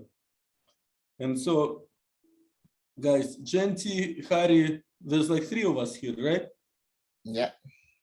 Yeah. And you are helping James with this bouncy thing, yeah? You mean working with James? No, like Are you working on your own things? We all on our own things, but we do work with James. Sometimes I do participate in these developments for the Plutus contract. Cool. But I'm also working on an escrow-based contract, so I'm kind of directly interested. Okay, cool. Because I don't know what I'm doing. I just came like 2 weeks ago here and started learning. I'm just, you know, my head is popping with all the things that I have to learn. It's a good place. It's just a matter of focusing on how we proceed here. Yeah. Here we proceed. Basically, you do a little common validator. You validate first a very basic transaction. Yeah, just let me write this down, okay? Yes. So this you mean the PBL course, yeah? Yes, the PBL course is a project-based learning. Mm-hmm. So from it, you can see how we created, we use the CLI to pass transactions. Okay, And use CLI to pass transactions, okay. to test or to use an online on-chain script or on-chain validator. On-chain validator. Okay, nice. Thank you, use- man, for I use getting me up to speed. I use validator with script interchangeably, but a validator is contained within a script. But when we talk in Kadaru part, we talk about smart contracts. Mhm. Those smart contracts are basically the scripts, and within them there's the validator, and the main job of the script is to validate. That's I why write down validator, smart contract, smart contract and script, and I have to find out what is difference. not so much. The validator is think of the validator as the brain of the script. Mhm. Each script will have a portion called validator. Mhm. When James will come back, maybe I'll show you where it's appearing. Mhm. Each smart contract has a validator. That's what creates the Plutus script. Okay. So smart contract creates Plutus script, and Plutus script has a validator. That is the compiling aspect of the validator. Mhm. Yes. So basically, when you create your script and it has in it a place called validator type, Mhm. that validator type is the main logic of the script. All right. So Yeah. if we want to achieve some kind of agreement between people, which will Yes. result in funds getting there and here, the Yeah. validator is the thing that actually checks out all the things and makes. Yes. So okay. James was telling you that he has 6 or 7 conditions in it. Mhm. The validator, you are going to see it when you go back. You see all these, for example, like a check value to bounty contract, all these checks. Mhm. When he scrolls back up, you're going to see where those conditions are tested. And a value, okay, he's coming. Yes. So you see What I miss? yes. So you see the validator? Yeah, I see. Validator, treasury parameter, Yes. data. Anything you call validator, that is the brain of the contract. Okay. Yes. That function is what makes the contract smart. Okay, yes. And wait, I have to go back. So smart contract is what's the difference then between the script and the smart contract? I see they used interchangeably, kind of. Yes, yes. As I told you, like the script is only because we type it. Okay. Yeah, but it's the same name. It's a contract. It's a script. It's a program. Yeah. Oh man, your English is very good. Thank you for telling me like all this stuff. Yes, you're welcome. Yeah. So that's it. And the more you learn about a very basic validator, which aspects a datum and redeemer and the context in the minimum format. Yeah, wait, datum, redeemer, context. Datum, Yes. redeemer, You check the context. Lars videos. Lars, I'm reading the book. I'm more of a book guy. Okay, it should be in his first program. Whenever he mentions the script, he's going to talk about those 3 elements. Okay. Yeah. Thank you. Yeah. And you are working on like high level, so I don't steal your ideas and just, or I can tell you what I'm working on and like. Oh no, we're all working together. Really, it's harder to steal anything because we are all at the beginning of something. Okay. Yeah. So for me, I'm doing right now 2 things. Actually, my friend is writing the Node.js stuff, and I'm kind of piggyback on him, you know. And one thing is we wanna, you know, play the coin, right? Mm-hmm. And I wanna do escrow so that like 2 guys come and put some money into the like have it's called stack. So I have 10 coins, the guy has 10 coins. we each bet one coin, and the coin just flip, and two coins go to the ones who win, you know. So this I will build, I think, as the first thing, because my friend is already finished with the front end part with the bot.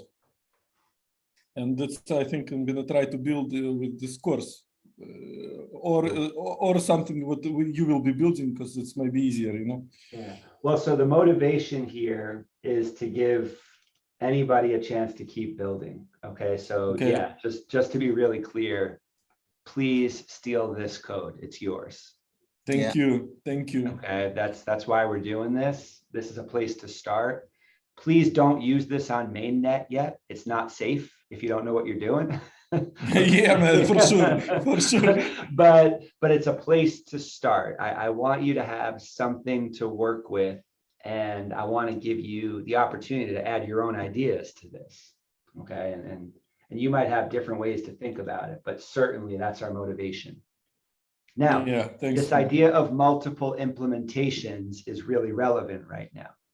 Okay, This is the power of parameters. Okay, so let's zoom out for just a second.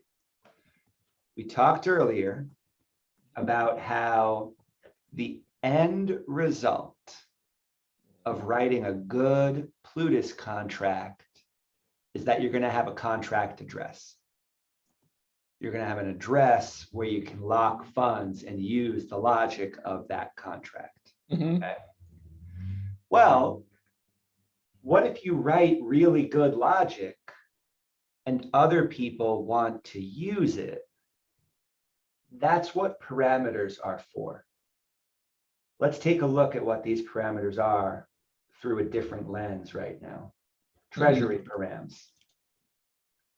When I pass params to this validator, I'm deciding, hey, what currency symbol do I want to use for my authentication token? I have to define that. And the one that I use for my treasury is going to be different from the one that you use, Alex. Right? You're going to have one auth token to unlock your treasuries, but I want to have a different one for mine. And yeah, the so result that should be different contract addresses. Okay. So like if we have like I work for one company and we are doing the same thing as you, we have different token and just our treasuries don't intersect and we just don't mess things up, right? Bingo. Okay, so Okay. this is it took me a little while to understand this the first time I did Plutus Pioneers, but once I got it, it blew my mind because I was like, all of this logic. Yeah, it's not talking about any particular tokens. It's logic that's going to work for any case, but for different people to be able to use it and create different contract addresses, this is where the parameter comes in. And when you change the auth token and or the bounty contract, right? Just like you and I might have a different authentication token, we're probably going to have different rules around our bounties, and we want those UTXOs to live at different addresses. So we can identify that as well. And maybe we all want to pay or use different incentive tokens. So we can define which token that is as well.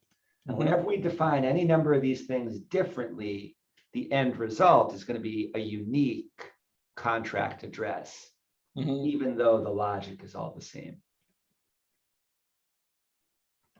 But it should be maybe, I don't understand.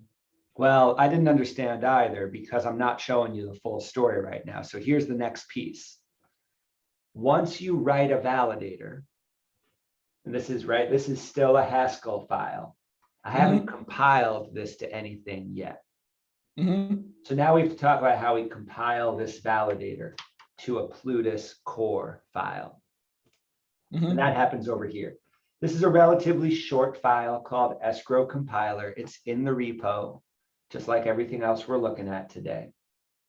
And there's a little bit of stuff that we're actually not even using yet, like this data to script and write JSON. We're actually not using this at the moment, but we could, so I'm leaving it here. And I have a few different imports commented out.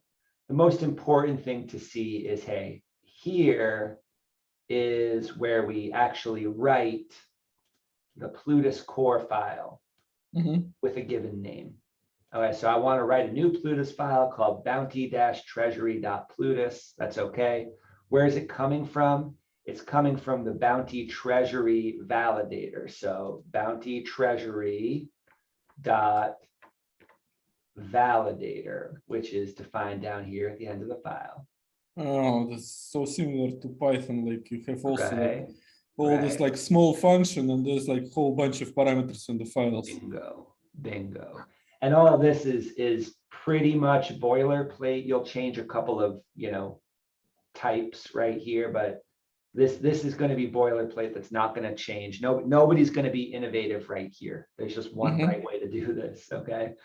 So we say, okay, at compile time, we need a treasury param. And that's basically what our validator says right here. Our validator takes a treasury param. Yeah, that's why it's like unique. Okay, I see now. That makes it a unique validator. And this one uses this particular auth token symbol. It uses this particular, what's this called again? This particular validator hash. Okay. This particular bounty currency symbol, and this is the name of the token I'm using. Okay. And so another way to think about parameterized validators is like a whole family of validators, right? I can make each instance with different instance variables right here. And each one of those will give me a unique validator or contract address. But again, they're all using the same logic.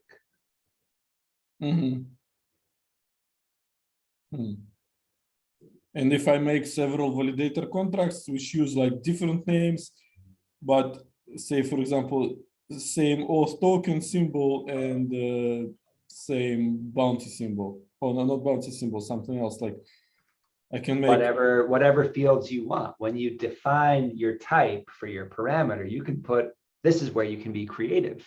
Okay. And when you look at more and more advanced Plutus apps, what you're going to see is arbitrarily complicated data types that might have, they might be a dictionary with 16 items in it, for example. So this can be quite complicated thing. Okay, so now we are ready to play with this a bit. And so the first thing I want to show you is creating an address. So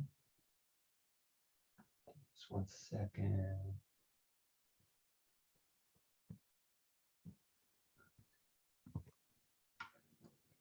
All right. So I'm in a Nix shell now. Oh man, I messed up my stop. I know, no, it's I've heard a couple of extremely successful Plutus devs say that the hardest part is setting up Nix the first time. Man, I was today just trying to set up Nix shell so it offloads files to the outside, and I was messing up with fstop on a live system, and the guy just told me in Discord, like, man, you should never do this. And then I reboot, and my system doesn't boot.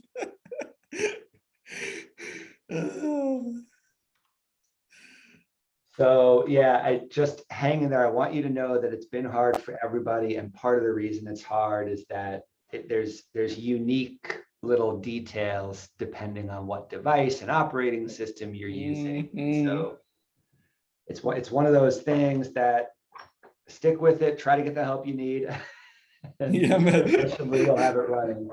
In fact, I have, I'm working on a Linux box right here, but I have a Mac as well, and my Nix setup is pretty different on each of them. I couldn't even tell you the differences, but the way I interact with it is completely different. Okay. So anyway, now that I'm in the Nix shell and I'm in the Gimbal Labs escrow repo, and you can see here's my Cabal file and my Cabal.project file. I can type Cabal REPL, and this is what's going to load everything up. And first of all, it's going to do an initial pass even as it loads these modules. And I'll see errors often here. All right, but now that it's loaded up, I can run this function called write bounty treasury script. Okay, so that's what I'm going to do. I'm going to run write bounty treasury script. And it takes a moment. And then when it's successful, it says write. And this is the output of an IO either, right? So this is an IO monad. We're not going to cover monads right now, but just okay, I get it, I think. we're getting right, okay, instead of a left error. And what this did is it wrote a file to my output folder called bounty-treasury.plutus. And oh, here it is. I got to drag that up into my test net. Yeah. All right, bounty-treasury.plutus. What does that look like? It's just a CBOR encoding of the code that I was just working on. So it's like binary. There you go. Well, yeah, hex encoding, but Hex. same idea, yeah. Well, it's hex, but like it's compiled. This can be, this is the script that we're going to attach to a transaction when we try to unlock some funds in just a minute. All right, now I want to do one more thing just to show you once again. Let's change our output just a tiny bit. I'm going to change the bounty token name to foo. Okay. And I'm just going to give this a different file name right here. Bounty treasury foo.plutus. Now, obviously, I could change these other things as well, right? Okay. But I'm just going to change one thing just to show you what we've been talking about here. I'm going to save this file, this compiler file with this change. I'm going to reload my REPL with :R. Okay, we're loaded again. Totally different, yeah? I'm going to write it again. Well, and now let's look. Okay, so now I've got bounty treasury foo. And actually, if I open both of these, and let me just turn on word wrap for each of these. Oh, that's quite similar, but there's some like I see. At the 9 top of is the 10. file, well, the top of the file, no difference. You see it? No difference. But if I scroll down to the very bottom of each, Yeah. let's see if we see just a couple of characters change. Well, it's hard to see because it's bumping back and forth, but there's a tiny difference. And that's because this is not an encryption. This is an encoding. This is a CBOR hex encoding. This is not encrypted data. Okay. And so Compressed. it's relatively easy. Yeah, exactly. It's relatively easy to decode that, right? So you shouldn't be thinking of this as something where there's security. Okay. So now we've got these two different bounty treasury files. And so what I want to do next is, let me switch screens. And the next thing we're going to do is move over to the CLI.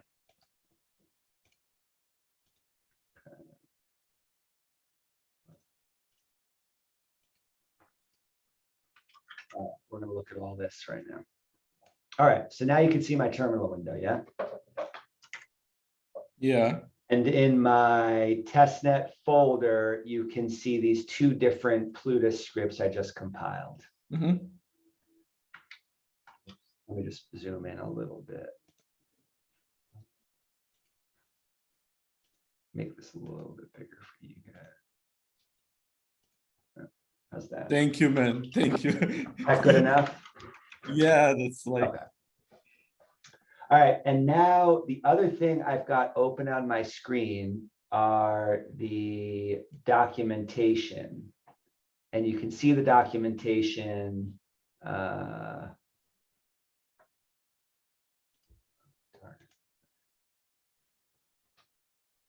on one second. Sorry, things went a little haywire with my windows here.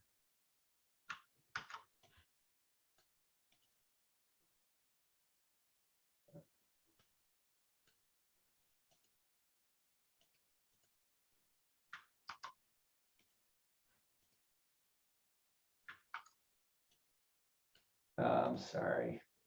That's All okay. right. I got a buggy window tiling manager. Like it's a pain in my ass. Oh, I'm just gonna turn that off. Sorry. All right, let's try this. So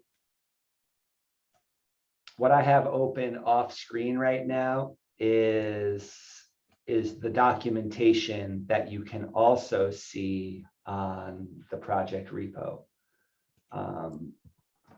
And here, let me give you, just in case you're looking for it, the direct link to that is here. All right, coming at you in the Zoom chat. Okay. And so I'm going to be following those docs right now as I work through all this on the command line. All right, first things first. First thing I wanted, and so in order to do everything I'm about to do, I have to have Cardano CLI installed. Okay, I have 134.1. I do have a testnet node running in the background. Mhm. Okay, and I can check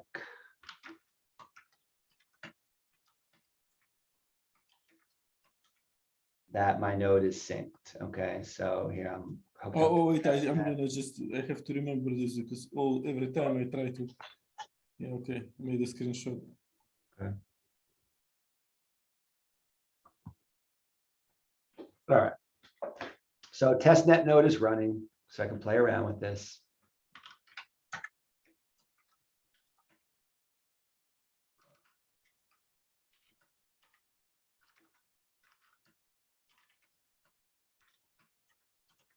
Now we're back to here.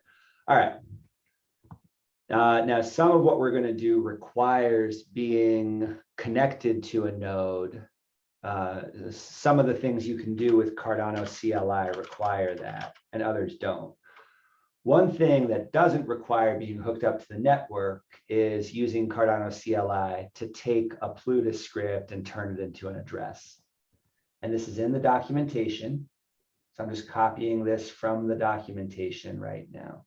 So it's like for the test, you kind of feed it the script and it returns you something like Well, I use a Cardano CLI command called address build. all right. I've seen this in CSK. Yeah, Okay. good. Okay, so you've seen this already. Okay, so we take the Plutus script file. We say it's on testnet, not mainnet for now, even though we're going to do this on mainnet later. And then we say, give me an out file with the address. So let's do that. Mhm. Okay, and then I can cat that bounty treasury address, and here it is. This is a contract address, but it looks like any testnet address. Mhm. Let's do the address build thing again, but let's do it for foo this time.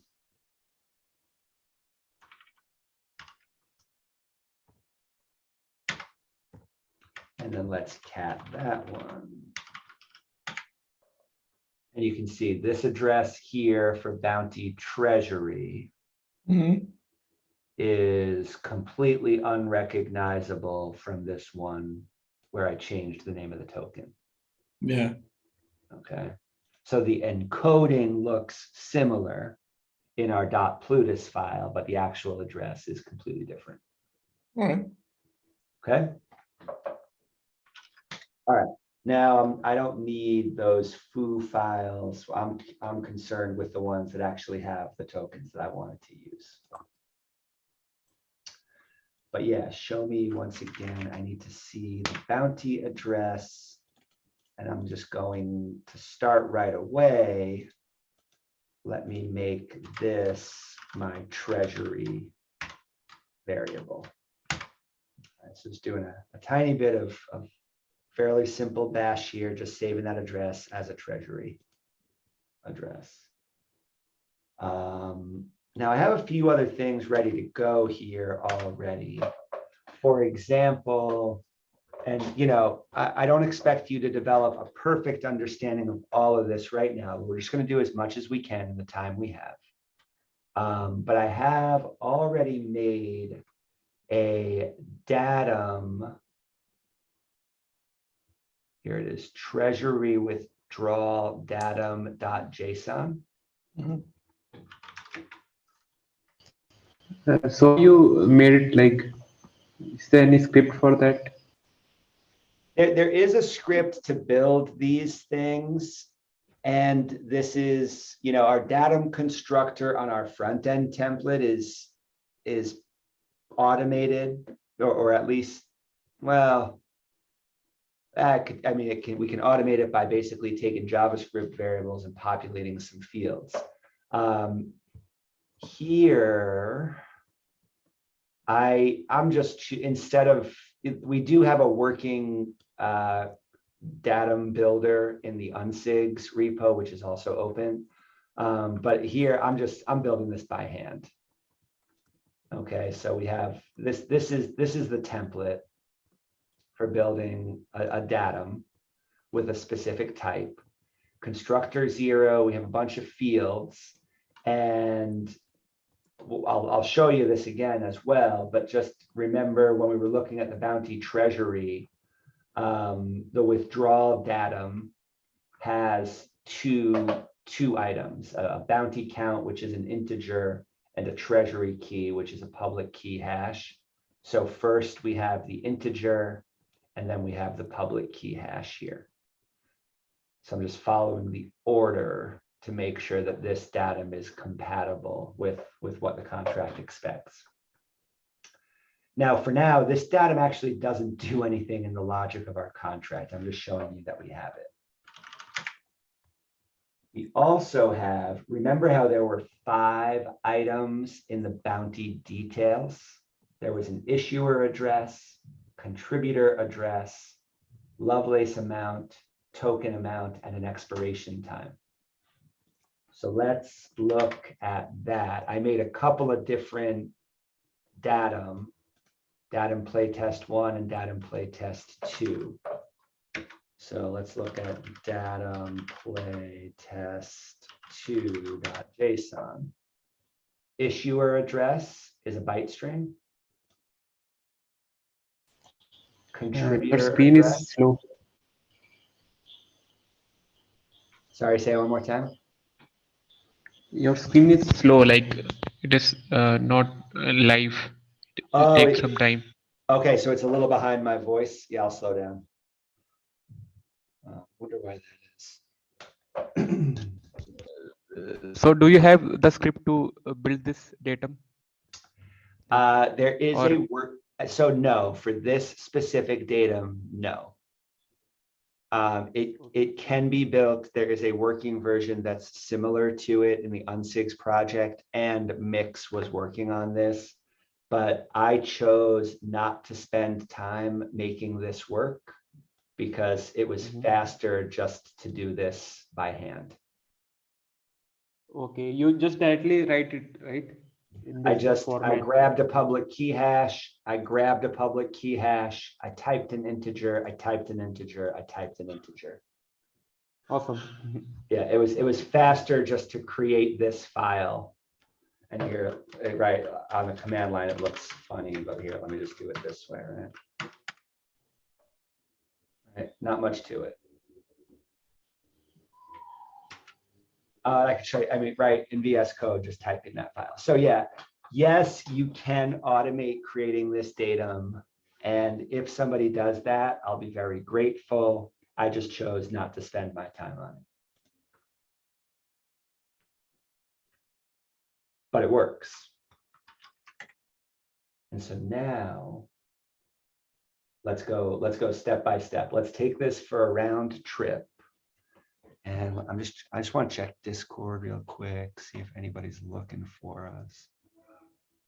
Okay, good. Yeah, they'll find us. All right, so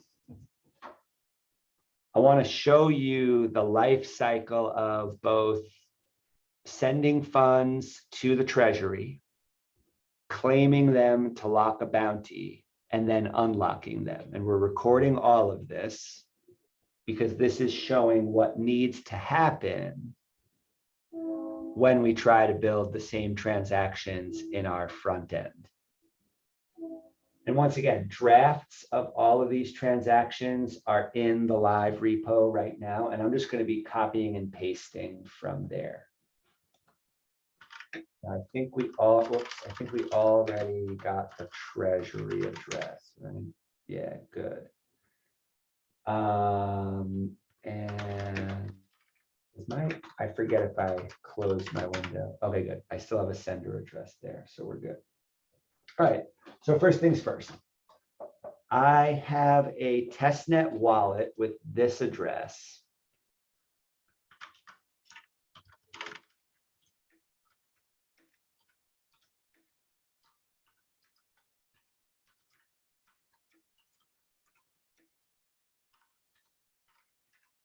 It has a bunch of UTXOs in it.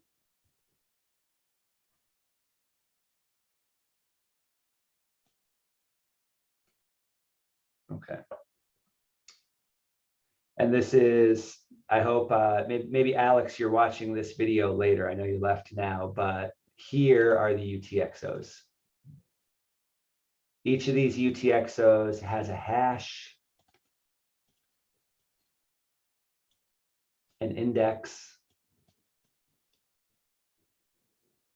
and a bunch of value. In some cases, the value is just Lovelace, just ADA. This is 9.6 million Lovelace or 9.6 ADA.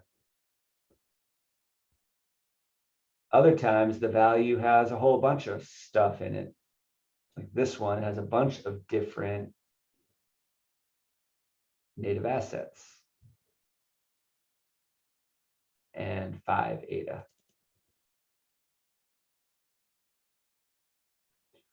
Now, to fund the treasury, I'm looking for the particular UTXO that has my treasury token in it, which had the policy ID, right? When we compiled our contract before, the policy ID was CEF5B. And 706 C6179, this is the hex encoding of the word play, which is the name of my token. So I have 11,600 play tokens in this UTXO. And I want to deposit some of these into the treasury. Now this UTXO only has 2 ADA in it. So I want to have a little bit more ADA than that. So I'm actually going to have 2 inputs. I'm going to have TX in 1. Let's make that equal to the one that has the necessary tokens in it. So that's this hash at index 2. And then notice same transaction hash at index 0. I've got a bunch more. I've got 129 test ADA. So I can use TX1 is the one with the play tokens in it. TX in 2, I'm actually going to use, the same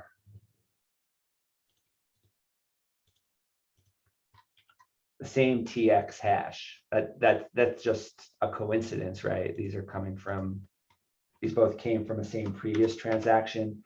These don't have to match, they just happen to in this case. Okay, so I got 2 inputs. Looks like there's a total of 131.6 ADA, and then these 11,600 play tokens. So I'm just saving both of those as variables. I've already got treasury saved. And let me clean up my screen. Can I just share a region?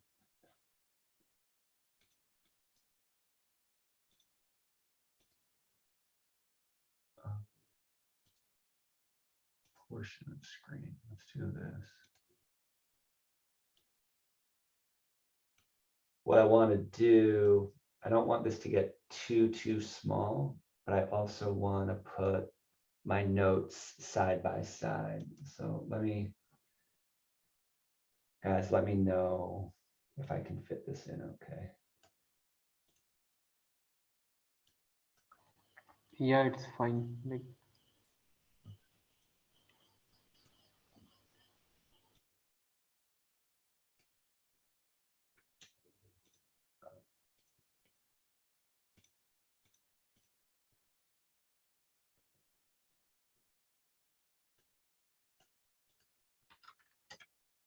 How's the size over here on the CLI? Is that okay? yeah, it's viewable. Because I'm mostly going to be building my transaction over here just in this markdown file, and then I'm going to copy and paste it over here. All right. So I just set TX in 1 and TX in 2. I have the treasury address. Let's say that I want to send 99 ADA to the treasury. I add 6 zeros because we're talking about Lovelace. And I'm going to send 400 play tokens, which means that there will be 11,200 play tokens left. And because I did this earlier, remember how those 2 TX hashes were the same? This is why, because those both came from doing this previously as I was testing out this contract. So because this out and this out is going to come from the same transaction, we're going to see those matching hashes. All right, 99 ADA and 400 play go to the treasury. Whenever we send anything to a contract address, we must include datum. And there's no guards against forgetting to do this that are inherent to Cardano CLI. It's up to us to be very careful as we send transactions to contracts to make sure that we include the appropriate datum. Otherwise, it is unlockable, right? That's exactly right. which is wild, but you know, that's what we're looking at. So I think I set the treasury, both TXNs and the sender. This should work. Let's try it. And the beauty of this step is that if I made a mistake here, no harm. It'll just tell me an error. But it didn't. It says, okay, that's fine. This transaction fee is a tiny bit higher than the minimum transaction fee. And the main reason is that there's 2 TXNs and we have some datum embedded here. So that raises the cost from, you know, right around 0.17 to 0.18 ADA. All right, we sign it with the key that corresponds to this, the address that held these UTXOs. Oops.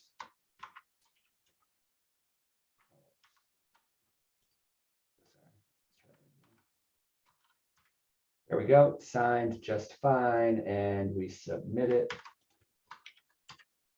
All right, successfully. I can go check my node. I can see that that transaction got added to the mempool here. And look at that, 1 block. These are very fast confirmations. This is a big improvement over a couple of weeks ago, even on testnet. That's really exciting to see. So now check it out. Now we can say,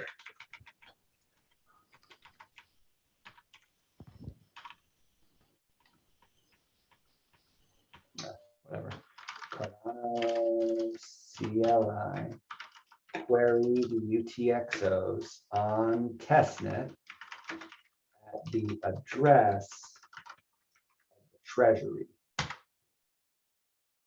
Our treasury is now funded.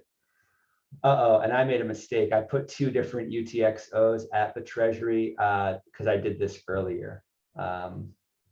And I already broke my rule about having 1 UTXO at the treasury address because I have funded it twice. That's okay. We're just playing. My goal is just to have 1 UTXO at the treasury address. But here's the one I just sent. 99 ADA plus 400 play tokens and a datum hash. Notice this datum hash matches the other one because I've been using the same one. I've been using that same treasury withdrawal datum file. It's right here.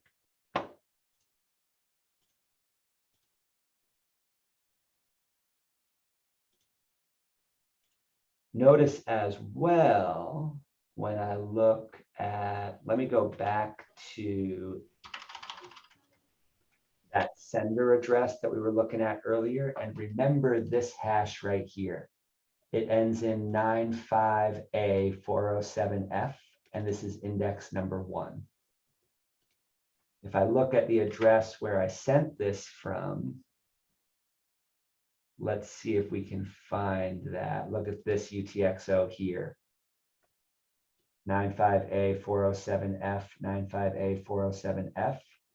The contract held index 1, and the other two outputs, index 0 and index 2, were sent back to my wallet.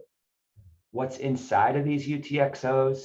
Well, one of them has just the 2 ADA and the rest of my play tokens, 11,200.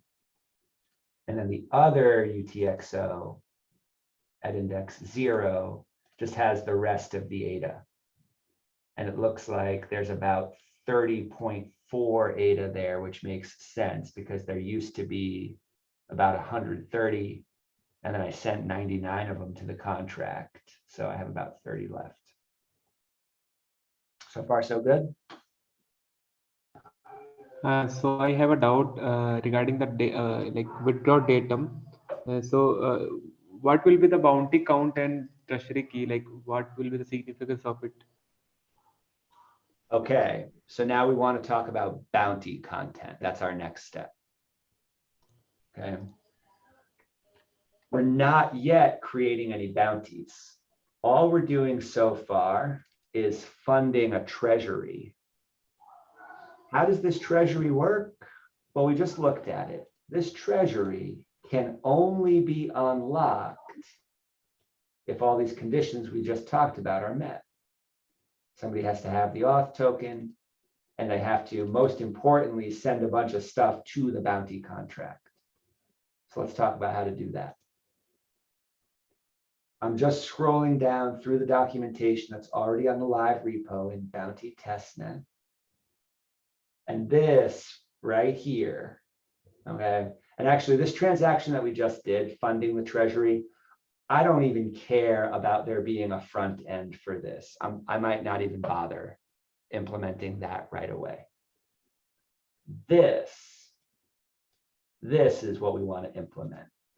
When somebody goes to my front end for my bounties, I want them to be able to build a transaction that unlocks from the treasury contract and sends to the bounty contract.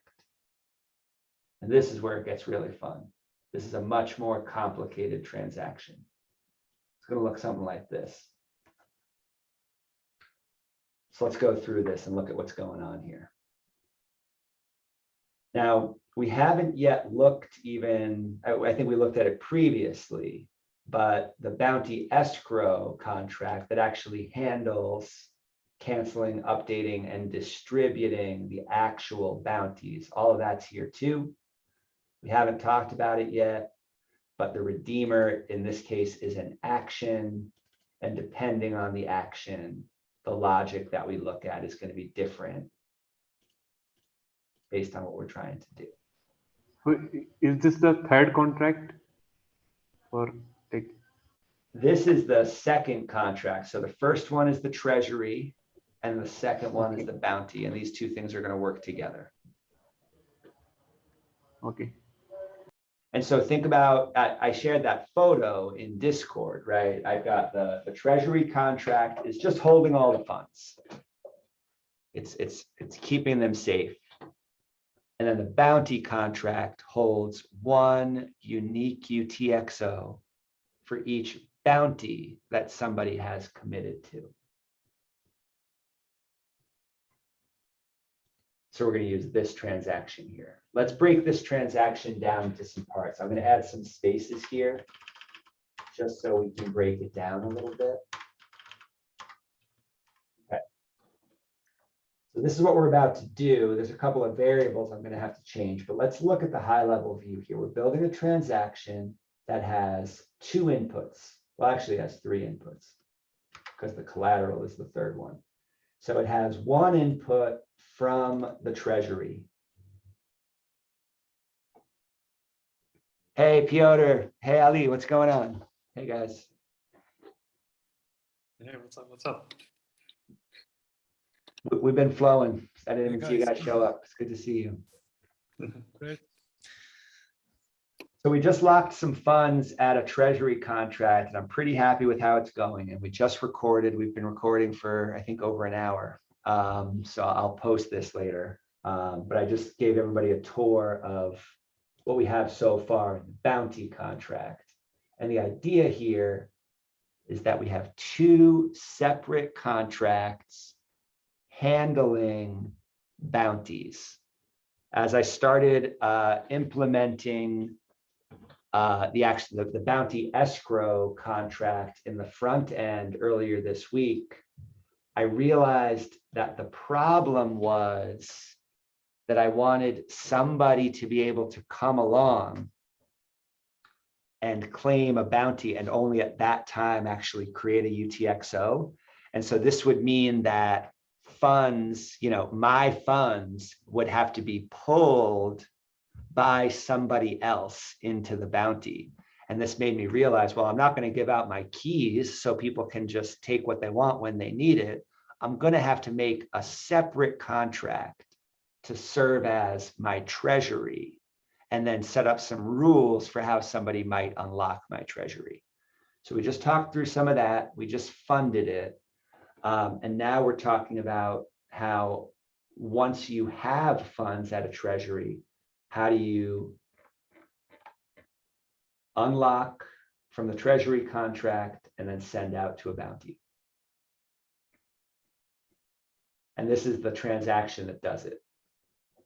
To unlock from the treasury, we look at the UTXO. We attach the Plutus script, the appropriate datum, and the appropriate redeemer.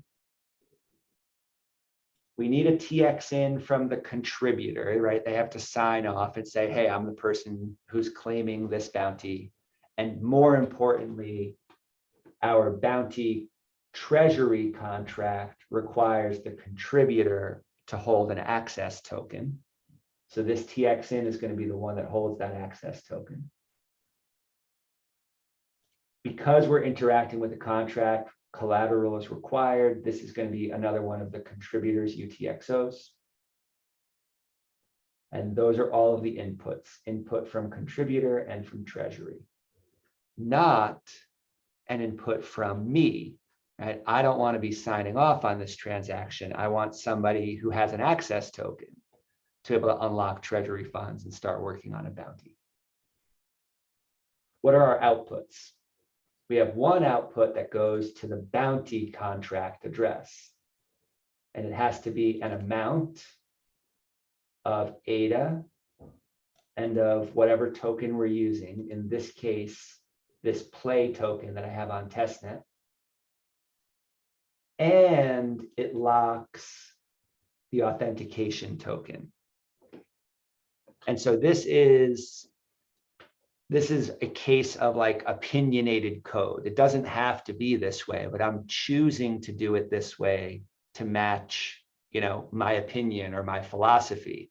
And my philosophy is that somebody who's contributing to bounties should only be allowed to work on one at a time. You want to do a bounty? All right, go focus on it. You can't claim more than one at once. You can claim one. When you do claim it, your authentication NFT gets locked in that bounty UTXO. And then you get this back when you complete that bounty.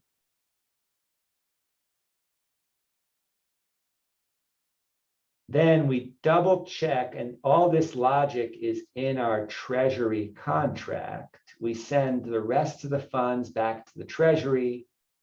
And as we saw here, we make sure that the treasury gets all its Lovelaces back and its tokens back, just minus the ones that are being sent to the bounty.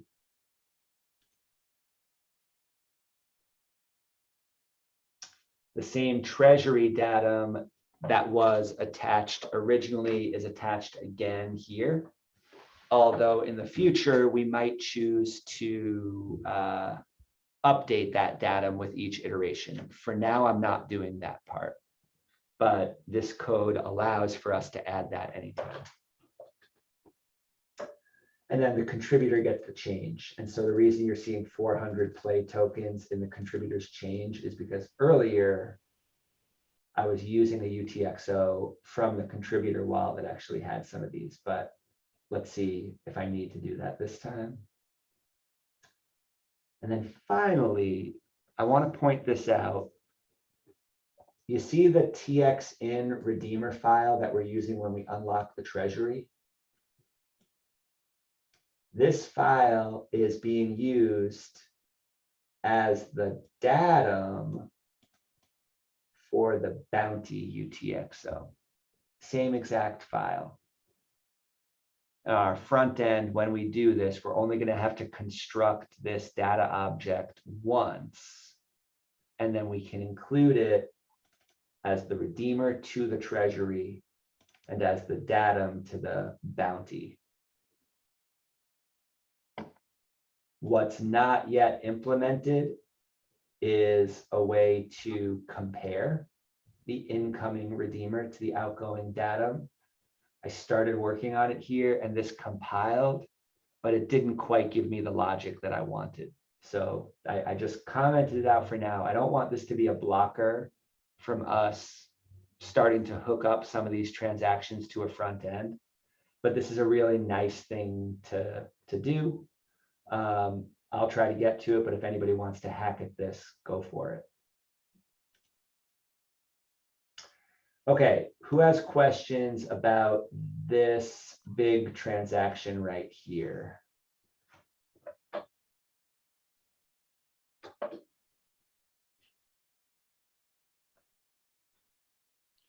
I have a question. Yes. I don't know if you was working on it. I haven't looked at it in the code, but what if somebody starts working on bounty and he doesn't complete this bounty? Do you have any way to reclaim the funds back to the treasury contract? Yeah, good. Okay, so in the bounty contract, we have a cancel that is only accessible to the original issuer. Okay. And the cancel button can only be pressed after some deadline is reached. Okay, awesome. Yes. Yeah. Yeah, so the worst somebody can do is they can commit to a bounty and they can not do it. And then my funds can be just stuck for a little while. And yeah, this raises the question, okay, well, what are some best practices and how to talk about deadlines? So these are all things that we can talk about when we do the front end logic or otherwise. How do you set a good deadline? All right, now there's something else I need here. So let me get rid of these spaces. I just wanted you to kind of see these different parts. Now, I think I still have the contributor's address. Yeah, here in my terminal. Good. So if I go query contributors UTXOs, here's what this contributor wallet holds. Look, this person has actually done a bunch of bounties already. Cool, right? They got some play tokens here, some play tokens here. They got some more play tokens here. Nice. But let's pretend they're brand new and they don't yet have the auth token.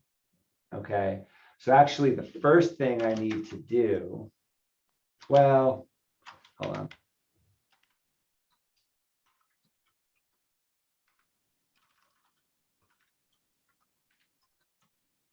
Yeah, so actually this person did have an auth token and it's currently locked here at the bounty contract. So actually, let's unlock this bounty first. We showed this earlier in the week, but let me get this person their auth token back so that they can use it. To do that, I'm going to scroll down to this distribute transaction. Okay. This one takes a bounty TX in.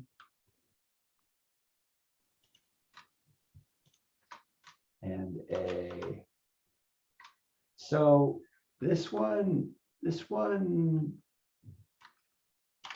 I have one question I haven't fully answered yet. And so let's see if we can surface this as we go.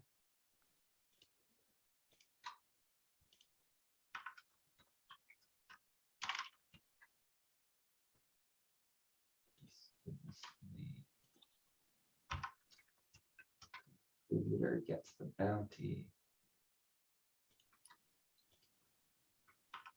Okay. One problem that I'm aware of and haven't finished solving yet is that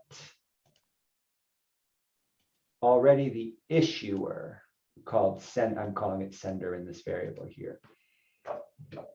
It's the issuer's ability, responsibility to sign an escrow contract when it's complete. No matter which of these interactions you're trying to do, the original issuer needs to sign it. So when I want to distribute, signed by issuer, and that's why you're going to see two signatures down here. The contributor is signing this transaction because they are adding inputs to it.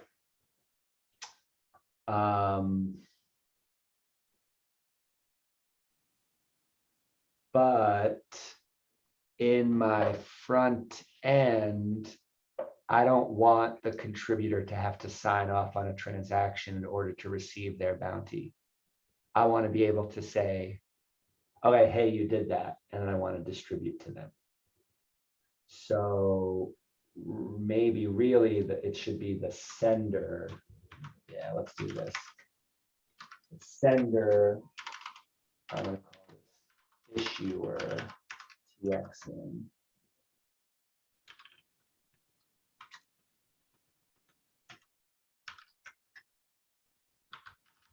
Issuer address gets the change. The contributor gets the TX out. The sender is going to have to provide the collateral as well now. But yeah, that's better. And then I won't need the contributor to sign the transaction. Sorry, thinking out loud here about something I just hadn't addressed yet. Does that make sense?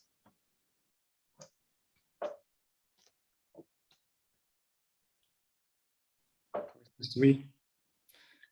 All right, stop me if anything gets confusing. All right, good. So now we no longer need the contributor's signature if we go this route. And we don't even need to grab any of these UTXOs from the contributor's wallet if our goal is to unlock a bounty. We will need a UTXO from here later on when we lock up a new bounty.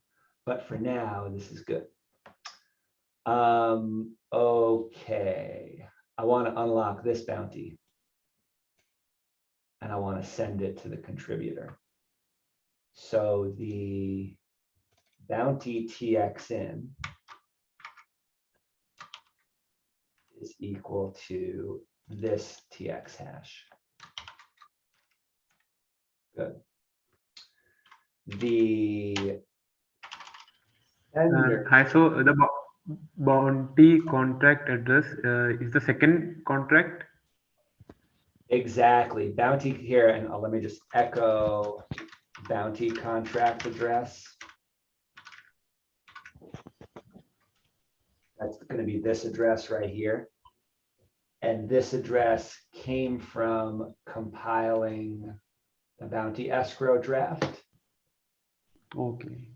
which we compiled here with the parameters that this particular instance of the bounty contract is talking about play tokens, but you can replace this policy ID and token name with whatever you want.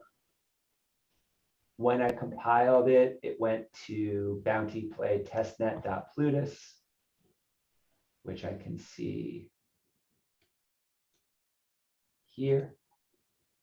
And this is the address. It ends in FUL 79D, which is exactly what we just echoed here. So this is our bounty address.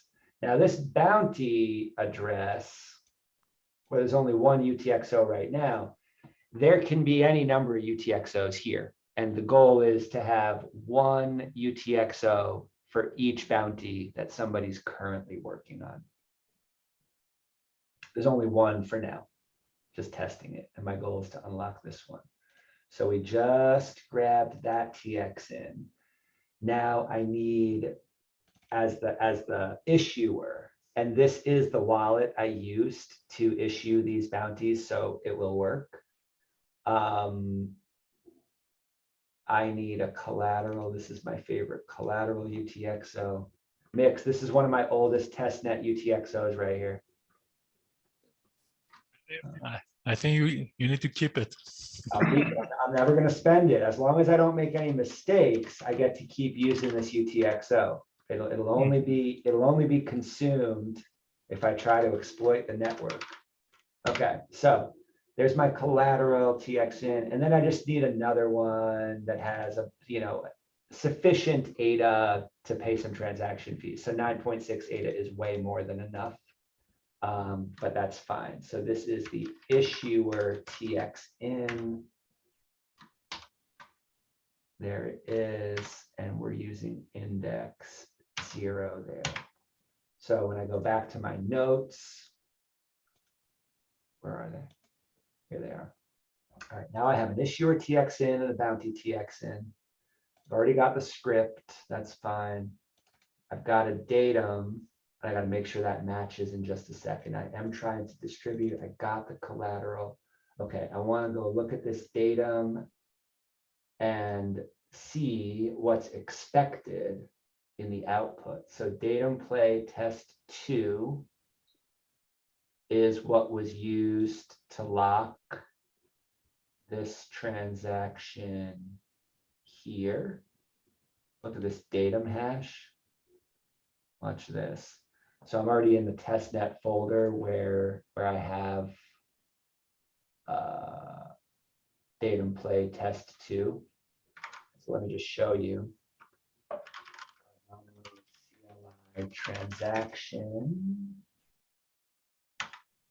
hash script data is what I'm trying to do. And what does hash script data take? It takes either a CBOR, a JSON, or value. So let's go with script data file, and let's write the name datum play test 2. So here's that datum hash F05C. And when I look at the bounty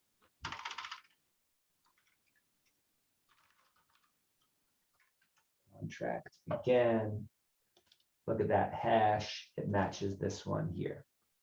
So you can see that whatever is in this file, it's what is expected here.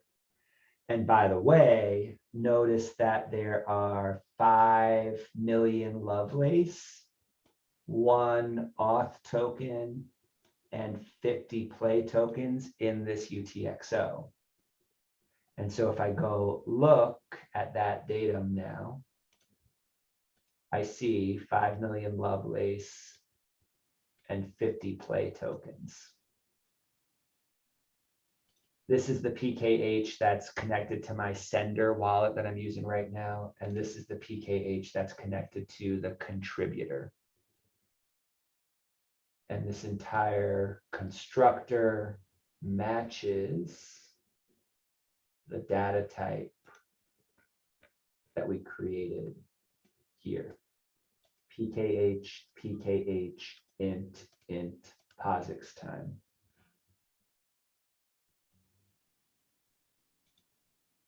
PKH, PKH, int, POSIX time. James, POSIX times I think should be milliseconds. That is in seconds. Okay, yeah, so actually let's fix that, and I'm not gonna right now, because I'm not even trying to use this yet. Because the only place this time is used is when the issuer attempts to cancel. Cancel. And so I'm not trying to cancel right now, so I'm just saving time by ignoring this for the moment. But this is definitely something that somebody should pick up, play with, make sure it works. Great. Okay. All right, so as you can see, what's in this datum matches what we see in the UTXO. That's good. And the contract is such that we expect the output to fulfill this value, right? To pay the appropriate value to the contributor. And if the contributor doesn't get the value that is defined in datum or dat, which we see in a bunch of our logic down here, if this output doesn't fulfill the bounty, we will get an error message. So let's see if we can make it work. And let's also take a look at some different error messages. So what the contributor is supposed to get 5 ADA, their access token, and 50 play tokens. Actually, required signer. If I'm already going to be signing this, do I have to include this line? I'm going to try it both ways. I'm going to leave it there for now, but I might try this by deleting this. So I think I've set all of these and change address is issuer address. I did this for semantic clarity, but I've already got this variable as sender, so I'm just changing it back right there. All right, let's see what errors we get. I might get none. Let's see. I'm just copying this, moving it over.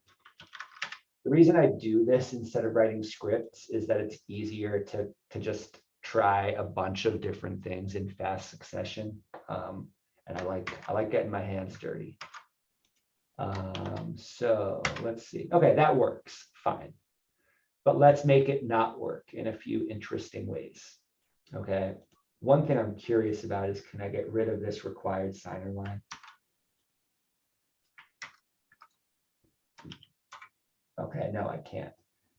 And I get issuer must sign to distribute bounty, which is the error message that I see here.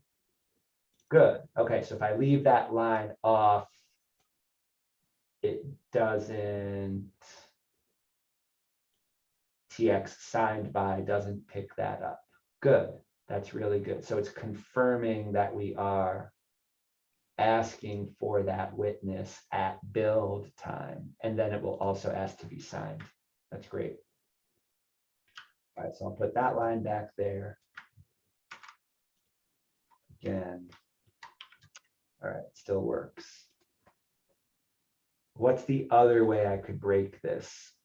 The contributor must receive full bounty values. How can I make that error message appear? What if I just send the contributor 4 ADA instead of 5 ADA?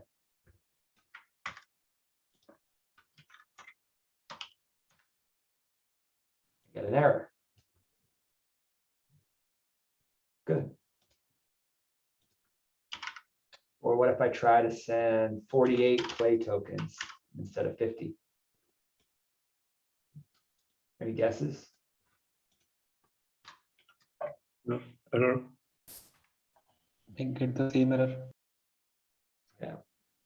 And Jonty, this is for me what points to the behavior of change address. It does appear that the change would be included here because we used to get an unbalanced assets message. And watch, if I make this number too high, watch this. Too high, instead of getting the Plutus error that I see here. Oops. Oh, I always do that. Shut up. I would get the ADA assets, the non-ADA assets unbalanced, you see? Okay. Okay, so yeah, it appears that change address has been improved, but I still need to play with that a little more to feel confident about exactly how. Okay. So as you can see, this is going to work. And let's, yeah, so about triple the standard transaction fee, a little bit more than half an ADA, which depends on your context to decide if that number feels high or not, right? If we're talking about people completing bounties and doing good work and using the trust protocol of Cardano, is it worth a half an ADA to trustfully get some work done? It's for each of us to decide.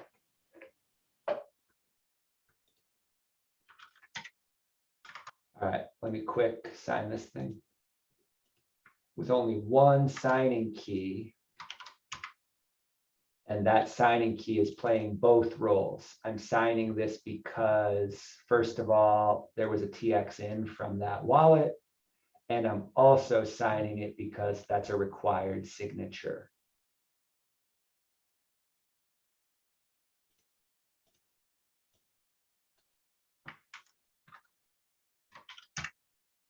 Submitted.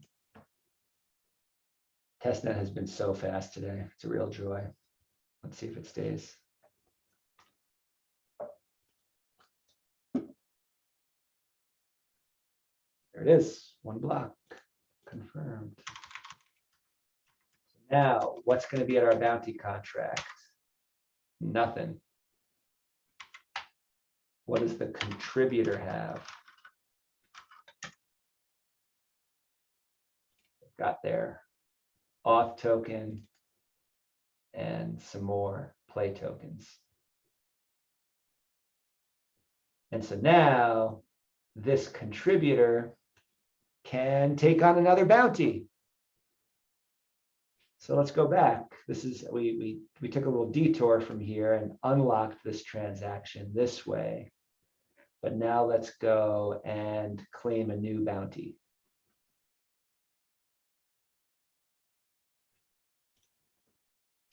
All right, I got an empty bounty contract. I have a contributor who wants to get some stuff done. And I have a treasury. My goal is to have just one UTXO in this treasury, but I've been playing around and I accidentally sent two there. That will not hurt our logic at all. Our logic just says, hey, only use one of these UTXOs at a time. So for now, that's fine. And if that doesn't make sense, that's something we can touch on a little bit more. Let me know. I would like to make a third datum file. Call it playtest3.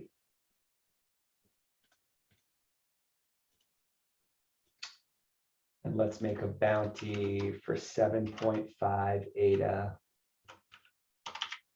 and 99 play tokens. I could put anything here for now because I'm not using this POSIX time, but like we discussed, we might want to look into that. So is there any difference between a millisecond and second, like the slot? This is seconds, right? Can everybody research that question until you're happy with the answer? Let's take that on our own time and come back together. But since I only have a few minutes left, I'm not going to talk about that right now. Okay. I need a TX in from the treasury. Typically there'd be only one. Let's use, if I want the bounty to be 99, I don't have enough. Oh no, 99 play tokens. So that should work. Yeah, so I can use this one. All right, so my treasury TXN is this next one.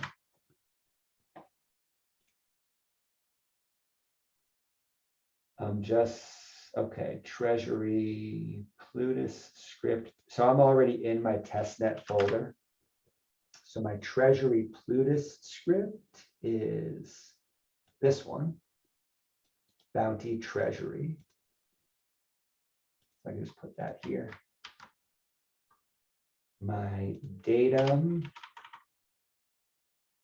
is the treasury datum, treasury withdrawal datum, there it is.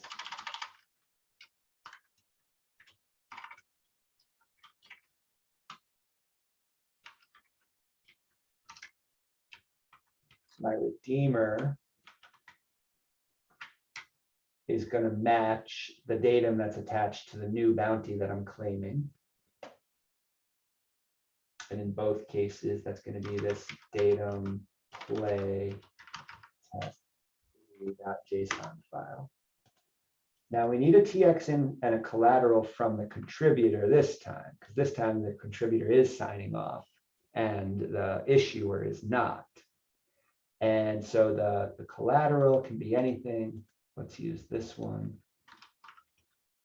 I shouldn't say anything. The collateral should be a UTXO that only has Lovelace and no other native assets in it.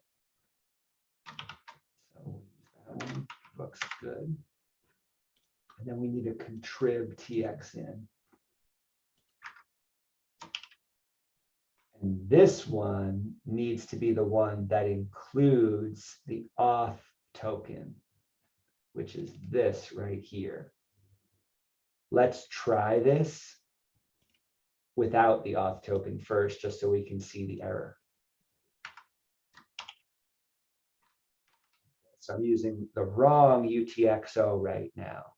And think about what our front end is going to need to do. When you see the words coin selection, this is part of what coin selection has to do, is it has to find the particular UTXO in the user's wallet that has the thing that you're looking for.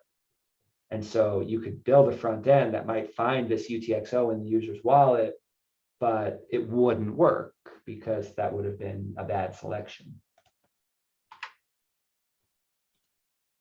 Collateral is set, bounty contract address, we already set that up. Auth token asset, I think I still have that here. Auth token asset. Yeah, this is a required auth token.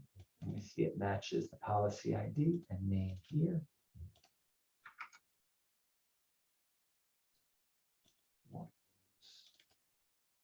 And what we just say in datum play 3, 99 play and 7.5 ADA. 99 play, 7.5 ADA.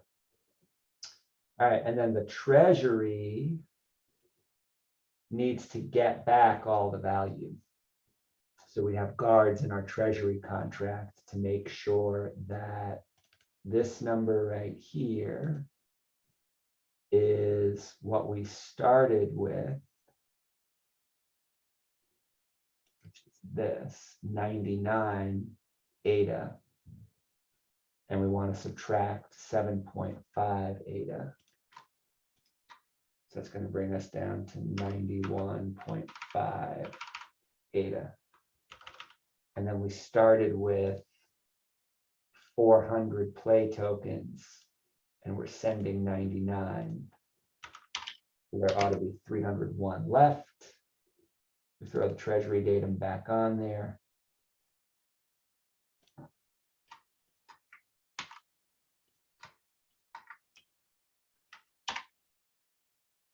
It's going to be the same one. All right. So unlock with the datum lock a new transaction that has the same datum, at least for now. And then the contributor does need a TX out, and the only reason this is included here is because it so happens that the contributor's TX in has some play tokens. So we just have to handle that, right? So this is not, it's not part of the logic that the contributor has to get some play tokens. What's important here is that the contributor, we're just conserving the value and giving those back. Which, and let's test this without this, because Jonty, this is another chance to test if change address is doing its job. I'm not sure. Okay, this, I believe this will work. Let's find out.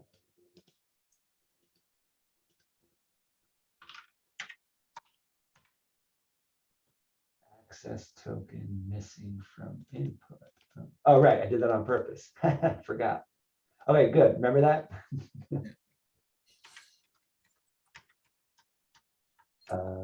Because we said we grabbed one of the, oh, right. And that's why, well, this wouldn't have balanced.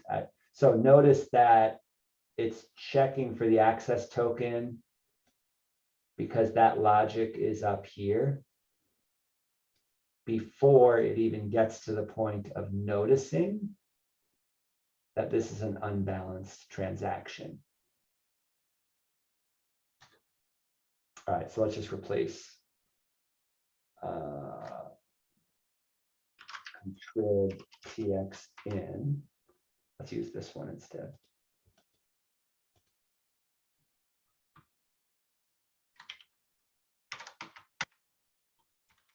Let's just do the same transaction. Fine. Fee is even higher, almost 3/4 of an ADA.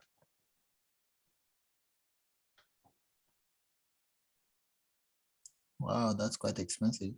Yep. So it's our starting point. We can make it more efficient from here, right? But any questions about the logic? Clearly, this is a number we want to bring down over time. And here, let me. I think it's good. As you said, the coin selection on the front end, you have to take care of it as long as you want to select a particular UTXO. But I will assume there's also an automated way of, if it's only paying and signing or locking funds, then the wallet will automate that process. Yeah, coin selection is what automates that process. Only when there is no particular consideration of a NFT to be in the inputs. Because no, so even if even in your, if you got a NAMI wallet, right, and you want to send 7 ADA to somebody, even just to do that, coin selection will fire to, you know, take a quick look. Yes. But in this particular case, you want to use a particular UTXO within the wallet so that you keep your, so that the auth token is sent as well, right? Right. Yeah. I mean, so that's exactly right. So coin selection is always being used, but sometimes it's being used more. Okay, okay. And for selecting a particular token, do you do it or does it check from the Plutus script itself and knows that it has to have it? Very good. Okay. Okay. So it's up to us to build a transaction that has the auth token, whether we do that by hand or whether our front end orchestrates it. Because remember, the only thing the validator can do is it can tell you if it finds that access token. Okay. It wants to see it on the input, it wants to see it on the output. So we actually already saw this error, access token missing from input. In order to get maybe this one to fire, access token missing from contract output, I could, for example, let's go over here and let's just remove that access token from the contract output. If I don't include that over to the bounty, access token missing from contract output. Cool. So you got to bring the token in order to claim a bounty, and you got to deposit it at the bounty contract in order for the transaction to validate. So I can fire this error, this one. How about check value to bounty contract? This is checking that whatever value is sent to the contract matches our bounty details, which is in this case, in our redeemer. And so we have these values in datum playtest 3. If I change either of those numbers even by a little bit, right? I could change this from 7.5 ADA to 7499999.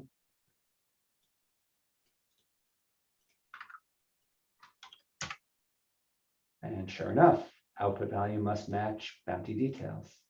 Okay. I get the same message if I sent the wrong number of play tokens.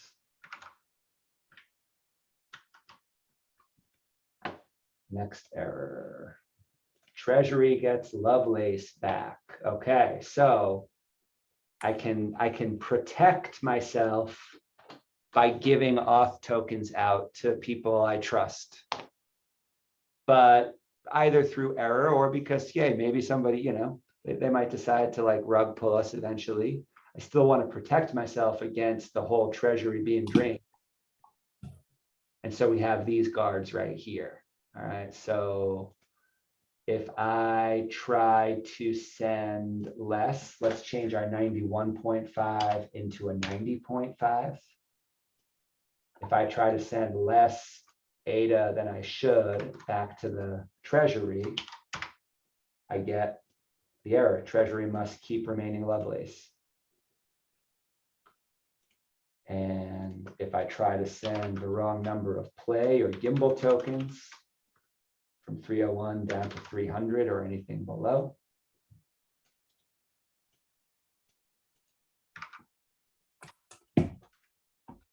treasury must keep remaining tokens. So we check for Lovelace, we check for tokens. And this is the one, this is compiling fine, but this logic doesn't do anything yet. And this is where it gets a little bit interesting, and I've been learning about this.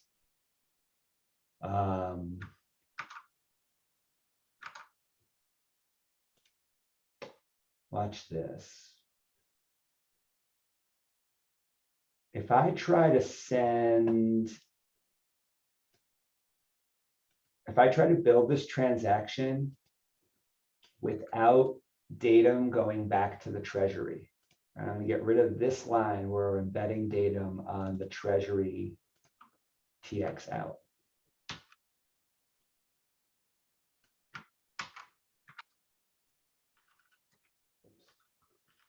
What do you think is going to happen?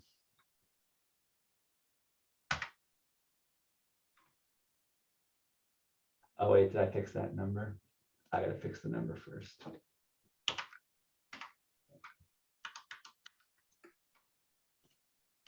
So this works. This one, because it has the datum, let's just confirm once again. Yeah, that one works. But now let's get rid of the datum on the treasury output. Anybody feel confident enough to make a prediction? No error, I think. Bingo. Yep. In fact, it's even cheaper. Look at that. I paid less transaction fee, but the problem is now my funds will be locked at the treasury and they would be unretrievable. Yeah. Because I forgot that. So I don't currently have a guard to make sure that datum is included. The pressure is on my front end to always make sure to throw that datum on there. But on mainnet, there will be an error, I understand. Oh, is that true already, or is that coming soon? No, I think on mainnet now you cannot send something without a datum to a script. Oh, good. Okay, that would be a relief. I Are you haven't. sure, Uh, Genti? I think I haven't tried, but somebody actually, or maybe Lars, they said it. I think it's at the end of last year. That's what I think I heard that. Okay. Because I think I had asked the question that these scripts are being spammed with so many transactions because they're cheap, and they said no. Basically, now you cannot log funds on the mainnet. Okay, but now here's where it gets interesting. Watch this. I got to go in 5 minutes. I'm really sorry. I have my annual physical at my doctor, and I forgot all about it till they called me yesterday. So I'm sorry. I got to run in just a sec. No worries. I was mentioning something about some contract. I don't know if we can stay here or we'll go to the. Ooh, yeah, no, if you guys want to take a look at that based on what's here so far. Let me, just one last thing. I want you to see this because this is what I'm still trying to understand. Bounty contract. Remove this datum right here. Right, we removed it for treasury and it still worked. When I remove it for the bounty, I get this error, access token missing from contract output. And this confused me when I first saw it yesterday, but I've been thinking about it. And so what I see here is that somehow this output that's going to the bounty contract address shows up somehow as invalid, right? And it's this error message is a little bit misleading. Access token missing from contract output. That's this. Contract output has auth token, right? But this is coming from this to bounty contract value locked by. So somewhere in this logic right here, the lack of datum is short circuiting it. And I don't know why. Is there anything we are getting from the datum in these two functions? Good question. Maybe we are getting a variable or something from datum, and if we do not provide the datum, this function actually become false. So we're not including the datum that needs to be attached here. Bounty escrow datum. So yeah, this is a bit of a mystery to me. So I encourage people to try to like trace this and explain why this is happening. All right, but this is the transaction that as it's supposed to be. Remember, there were no UTXOs at our bounty address a moment ago, and the contributor was still holding their access token. Now we are both pulling funds out of the treasury and creating a new UTXO at the bounty address. Right. So James, please, before going, would you push this into the repo? Yeah, it's already up there. Oh, okay. Yeah. Yeah, so you can jump right into playing around with this. And my intention today, let's see, did that go through already? Yeah. So now in the treasury, you see there's less funds. And at the bounty contract address, now there's a new bounty. 7.5 ADA, 99 play tokens. And once again, that auth token is locked up. So I was hoping this would get us far enough in understanding these transactions, which this whole file right here, bounty testnet.md, you can find this with all of these outlines of transactions right on the repo. Is up there, but I'm hoping that this is enough background that now we can start building the same transactions in the front end.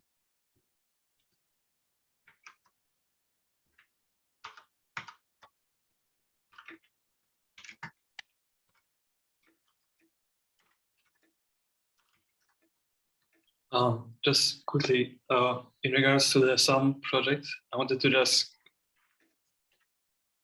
discuss maybe some